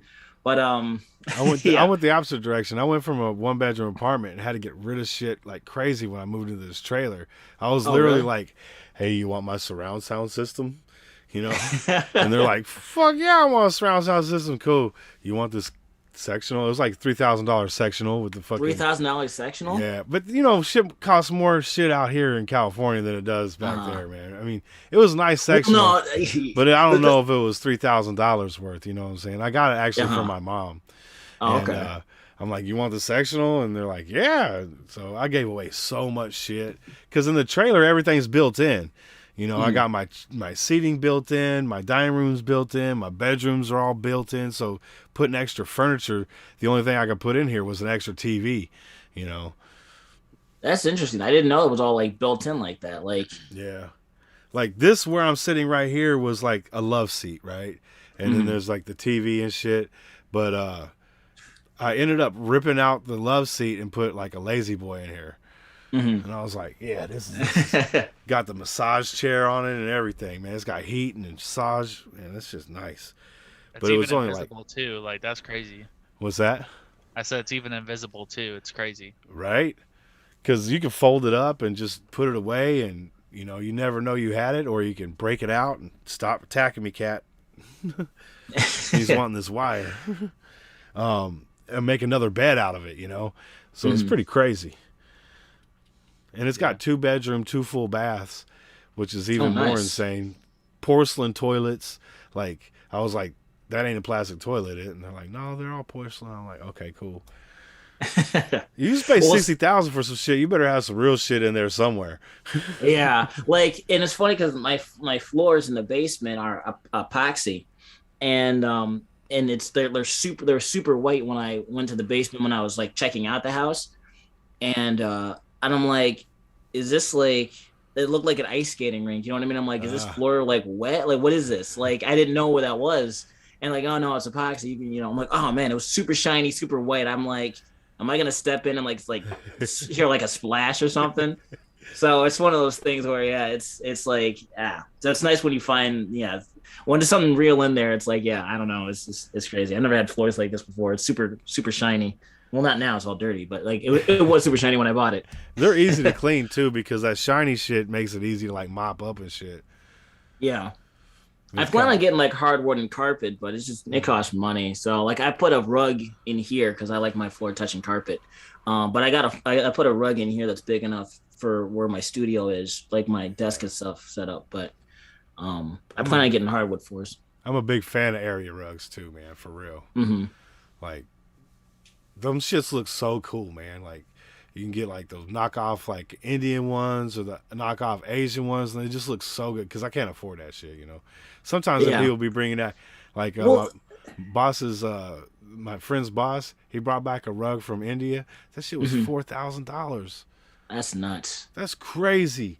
But you can get rugs that look like that for like $400. Exactly. You know what I mean? Or like that's the thing, like. It's one of those things like I don't mind buying knockoff stuff. Like I'll buy like Gotchi. I don't need Gucci. You have to buy like you just buy whatever whatever if it looks fine and no one's gonna like I don't know. I never cared too much about that stuff. Yeah, I've always been a Walmart shopper myself, so I mean I got nice clothes in there. Like if I'm gonna go out, I can put a suit on, look good. You know what I'm saying? But for the most part, you're getting Walmart shirts, sweatpants.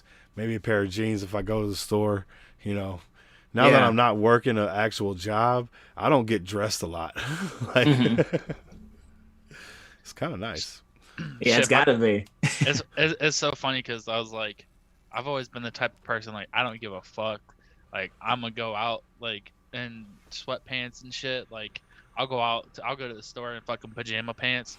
Like my brother, like when we go to the store together, he's like, hold on, I gotta get dressed to go to the store. I'm like, bro, you look fine. Right? He's like, no, I gotta put on some jeans. I'm like, bro, I'm about to go looking like I fucking just woke up off the side of the fucking street in my cardboard house. So fucking who cares what you look like? Look at that cat tail coming over here. This cat funny, man. He's always she's been getting it more into shit today. Like it's her second day here, so she's been jumping on the countertops a little bit. She like I live in a cave. Like I've got in order to get the soundproofing that I needed, I had to cover up the walls with moving blankets. So I got no light coming in except for the skylight. So it's like I live in a cave and this cat is like pulling the fucking shit off the fucking curtains, I'm just like, no. All the walls tear down behind you. Right? She was trying to get this green screen. That's how my old room was kind of because there's just the one window in there in my bedroom. And I had the same thing where I had the moving blankets on my walls at that time. And the one wall with the one window in the room, I covered that shit straight up. So like, if you flip the light off, dude, it's pitch black. Hell yeah! And all day it's like real low light. Yeah. I mean, I prefer it. My mom's just like, "Why are you always like living in a cave?" I was like, "Cause my eyes don't like too much sunlight. Like I don't even wear sunglasses in my house. That's just stupid, Like that's like I don't know. If you're not a rock star, you probably shouldn't wear your sunglasses indoors or at night. Yeah. I can't even wear sunglasses because I'm too blind for that shit. That's one thing that sucks about wearing like regular glasses. Like, if you want to wear sunglasses, you either got to get contacts or you got to get like the transitions or whatever. Yeah, I got But transitions. but those just don't look the same. They don't hit the same, man. As like I like my sunglasses. transitions, but I do know what you mean. They don't get as dark. But the thing is, I don't like it that dark. Well, here's the thing. Functionally, they're fine, but like I always thought it was like a weird look of like prescription glasses going dark. Then like there's shades. Like the whole thing with shades is like it's like 40% or 30% to actually like block out the sun, and the other like remaining is to like look cool. Yeah, it's funny because my sister's take on transition glasses is my take on futons, because I'm like, a futon is terrible. It's half a bed and half a couch. It can't do one job right. Yeah. And I said that's how she's like, that's what transitions are to me. They're like half sunglasses, half regular glasses, and they kind of suck, you know. And I'm like, yeah, I guess I can see that. Touche. That's a good analogy, because I used to like I got kicked out of my mom's house when I was like just turned 17. I didn't have nowhere to go. I was living with a friend, and we pulled a futon into the room, man, and like he literally had half, I had half. We was head to toe type shit, kicking each other in the face all night. But yeah, that shit sucked, because you could feel them bars in your chest, dude, and your ribs. You're like, fuck. Yeah. They probably got some nice ones by now, though. I know like that original one where it's just like that like one like black metal frame, like metal frame, and like the just like, you know what I mean, really small like black cushiony kind of material or whatever. I saw actually a really nice like leather one that looked kind of dope. I think would be kind of sick. Leather would be holding up. I think leather doesn't. The leather looks good, but it doesn't work well. I have a good to sleep on.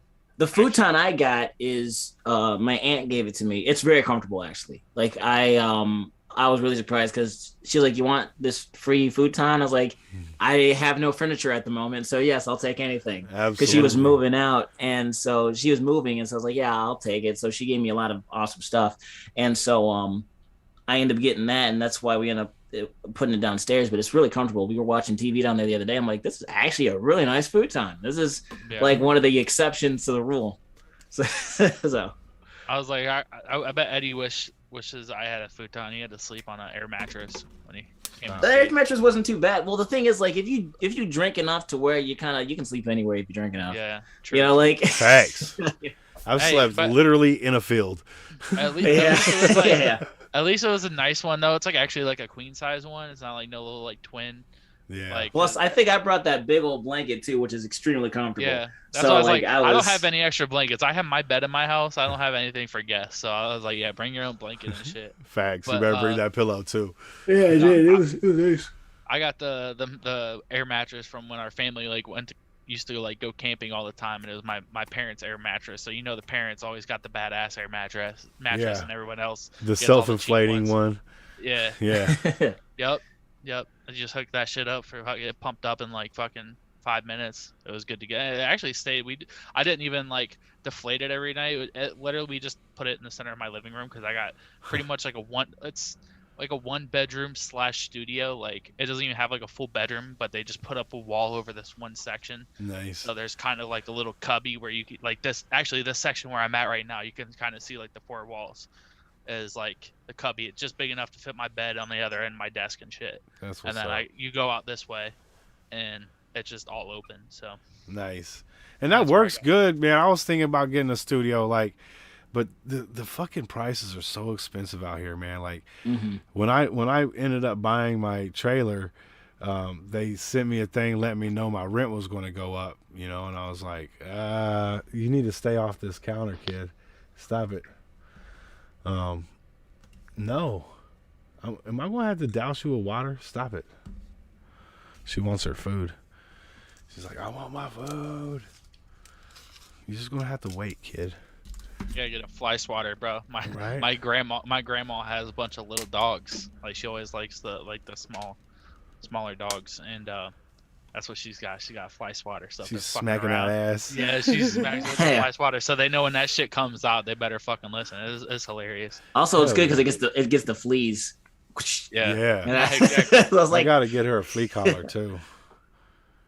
Just in case. I don't know. I haven't noticed any fleas, but just in case. I mean, she is a Yeah. Yeah. Oh shit! It's already not. Oh, it's 8:30. Shit, it's 11:30. Yeah, it's 11:30 here. So I gotta work soon. But what were you saying? Who? You were saying. Sec was saying something about Oh yeah. right before Flash Waters. I just totally lost it. Oh, the apartments there. Oh, the place yeah, that yeah, rent's yeah. going up. Rent's going up. See, what's up, man? See, I'm stoner, so I got a good excuse. They sent me a letter saying my rent was going to go up. Now, at the time, I was paying too much to begin with, but it was like $950 for a one-bedroom apartment with one bathroom, and a wall heater and wall air conditioner. Oh man, I know, and they said it was going to go up to $1,000. oh, Right? Gosh. So I just ran into some people I used to live in the same apartments with. They were cool people, which is weird because I ain't seen them in like 5 years, man. And you know how motherfuckers be wearing that mask and shit. You can't really tell who's who. Yeah. But dude comes up behind me, he's like, Josh, and I don't wear a mask. I'm like, fuck it. I've already had it. I can't get it again. I felt, in fact, since I've had it, I felt great. You know what I'm saying? I haven't been sick. I haven't been like run down or nothing. So, so I'm standing there and he comes up from behind me and I'm like, Chris? It was like instant notice. Like I knew exactly who it was. It was weird.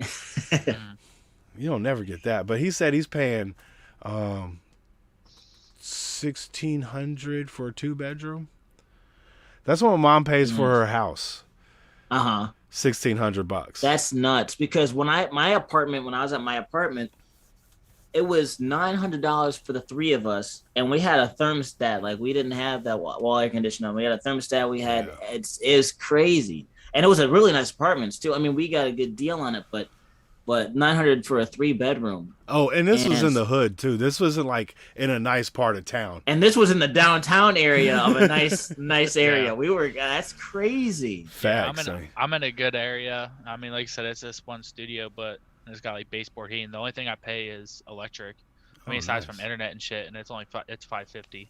That's not bad, dude. And it's funny because when you go to Banksy's place, we went there, and like the hallways of the place looks like this isn't gonna be like where it's at looks really nice. Then when you get to the hallways of the building, it's like this isn't gonna be really nice, is it? And then you get in the place, I'm like, oh, it's really nice. Like it's really funny because it's like I feel like it's very misleading like the whole time because especially when you're driving there, the area is a nice area, and then like it's hidden behind other areas. You know what I'm saying? Like, you know what I'm talking about, Banksy? Like your places, when you turn into it, I didn't know your buildings were like there. I'm like, where is the driveway here? Because I was like, and then the building's nice. And then you get to the hallways and I'm like, how's this place going to really be? And then you get to the place like, oh, okay, that's okay. Like, it was just, the whole thing was a giant like mind fuck. It was like, It makes ordering food for delivery a pain in the ass too, because I gotta leave a paragraph fucking message for like people to like a description for them to read to get here, and half the time they don't read it, and I can tell because like when I do DoorDash and shit, you can see like where their car is, and as soon as I see them like driving down this street next to me, I know that they didn't read that shit because they're fucking lost. And then I get a call, and I'm like, well, if your dumbasses would just like read the instructions, it'd be really fucking easy. Right? Yeah. Because I know when I get weed delivered, I have to tell them second trailer on the left every time. But now they've gotten so used to coming to the house, you know, because I smoke a lot of weed. They just pull up, and we're usually sitting out front anyway, fucking with the cars, and they're like, hey, got you. Yeah. Mine's weird because there's like the driveway to my house. There's like a small house where like the driveway really goes to, but there's a second part of the driveway because it's like a U-shaped driveway, and the one side takes you on a longer driveway farther back and around, and then that's where my building is. Okay. So like people just, and that's a whole different address, so that, like they never see that shit, and yeah, it is a whole mind fuck for sure. That's so funny, because sometimes like out here in California they'll have like a B property. You know, it'll be the same address, but they'll have A and B. There'll be two houses on the same property. And that shit be getting confusing for motherfuckers too. Yeah. So there's an entrance, it's like a wide building, and there's an entrance on each side of it, and there's like a wall down the middle. So people always want to go to the other side too, because that's closest to like the entrance. So they'll get out and they'll walk down the stairs, up the stairs, and then to the highest part of it, and then realize that my apartment number isn't over there, and then fucking walk back down, and then realize they have to drive to the other side and go to the apartment. So I'm like, you know what? That's what you fucking get for not reading. And you ain't getting no extra tip, motherfucker. Yeah, 30 minutes or less, and they spend all that time in the building, like confused and lost. Like, I've been here for 30 minutes, man. Yeah, it's quite the guy ate the pizza in the building because he got lost. He's like, I give up. He's like, feel like he's on a stranded island. Yeah, I need some substance. I just sitting in the hallway crying, eating your pizza. Yeah. Yo, man. It was funny. It was. I was just gonna say last thing about that. It was funny. We were at my friend had a party. We got It was It was, I forget what. It was like we went out for drinks. I forget what happened. Anyways, we were when we left, this person had a pizza at their apartment door, and we're like, hey man, we're hungry. We should get some pizza, because I had some wheat, so I was having some munchies. I was hungry, so like I'll eat that pizza. And they're like, oh no, let's not take it off their porch. Or their steps. And then we ended up leaving, coming back. The pizza was still there. I ended up sleeping at their place, came back. Pizza was still there the next morning because I ended up sleeping there. And I'm like, we could have ate this guy's pizza. He wouldn't have even known. And I'm like, it's one of those things where it's just like, I should have done it. And it's just like, I didn't want to steal someone's pizza because that's wrong. But they didn't even eat it, man. I was really upset about that. It's a free pizza going to waste. Hey, that is tough, man. I don't like to waste food either, man. And I just figured before we go, we'd take a little ski trip here. Okay. Let's go. This Zoom is fire, man. Yeah. Get a jacket, bundle up a little bit, man. I got long sleeves, luckily. Hey. Yeah, I already got the hoodie on. Hey, that's what's up. I need to get my hoodie too. But yeah, for real, man. I appreciate you guys' time. I don't want to keep you up all night. I know, Eddie, you got to work, man. I think Banksy said he got weekends off, so he probably gonna go play in the lab for a little bit. Yeah. Play some Madden. Hey. Yeah, we'll see. We'll see what's up. You should make a Madden song.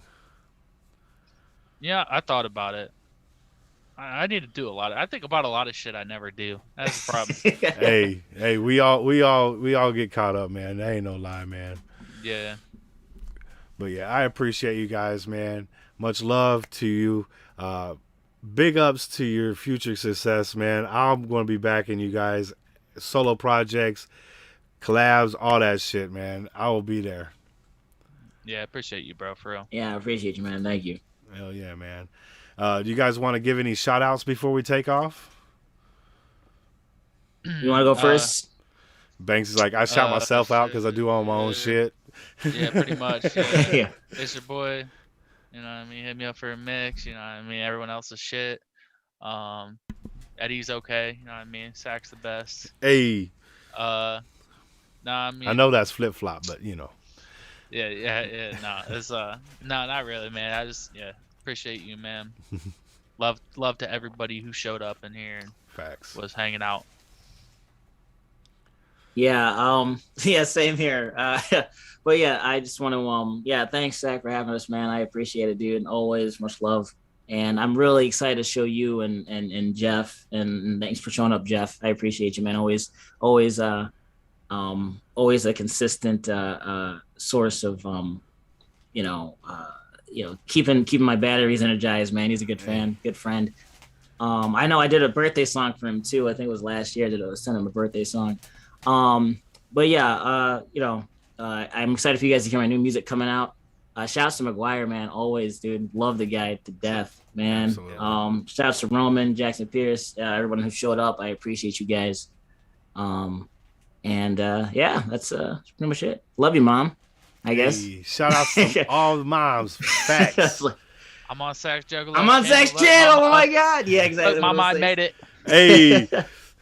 We finally passed 4,000 subs, man. I guess the big time now, huh? Let's do it. Yeah, pretty much. The biggest I've ever been on, man. Hey, man, I appreciate that, man, because this is going to be like, this is your guys' jumping off point. And I'm just happy to be able to get you guys at a early career stage, because seriously, like sometimes it's like, who's that first motherfucker who gave Eminem an interview before he was popping? You know what I'm saying?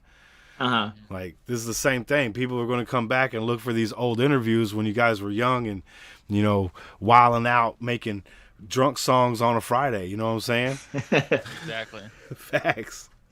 And I own the masters of these, so you're going to have to hit me up. No. Yeah, pretty much. Yeah. No, feel free to share this, man. I appreciate you guys, dude. Again, everybody came through, SJR crew showing love, man, coming through. It's a privilege and an honor to be able to do this. And, yeah, we got more for the weekend. We got 2 more tomorrow. Lumberjack Hash is going to be coming through. Then we got Heru the Rising coming through. Then on Monday, we got Rue Knock. He's coming through. And then on Tuesday, we got K Legend. So we got lots of interviews lined up. Oh yeah, man. Busy week. Busy, man. I'm gonna try and get a few reactions out too, and get out there in the shed and finish this car I'm trying to work on too, so I can get another diecast video out too. Just trying to bring in them different avenues of people coming in. And I'm smart. That's good. I'm gonna be incorporating the music too. Once we start doing like race car tracks, so we building the Hot Wheels so they can race. So there'll be custom Hot Wheels to race on. We bought a bunch of track and shit, so we haven't built it yet. But once we do that, we're gonna also incorporate the music into that, that field as well. So the people who come by to look at the diecast, they're also gonna be able to get you guys' music, and there will be linked down below. Just kind of fuse that shit all together. That's cool, man. Yeah, that's sweet. I gotta get people off the radio one way or another. Yo, much love to everybody out there. Thank you for spending time with us, and we'll see you guys on the next one. All right, peace. Always. I see you guys. All right, guys, take care now. Hey, you too, man. All right, brother. See you.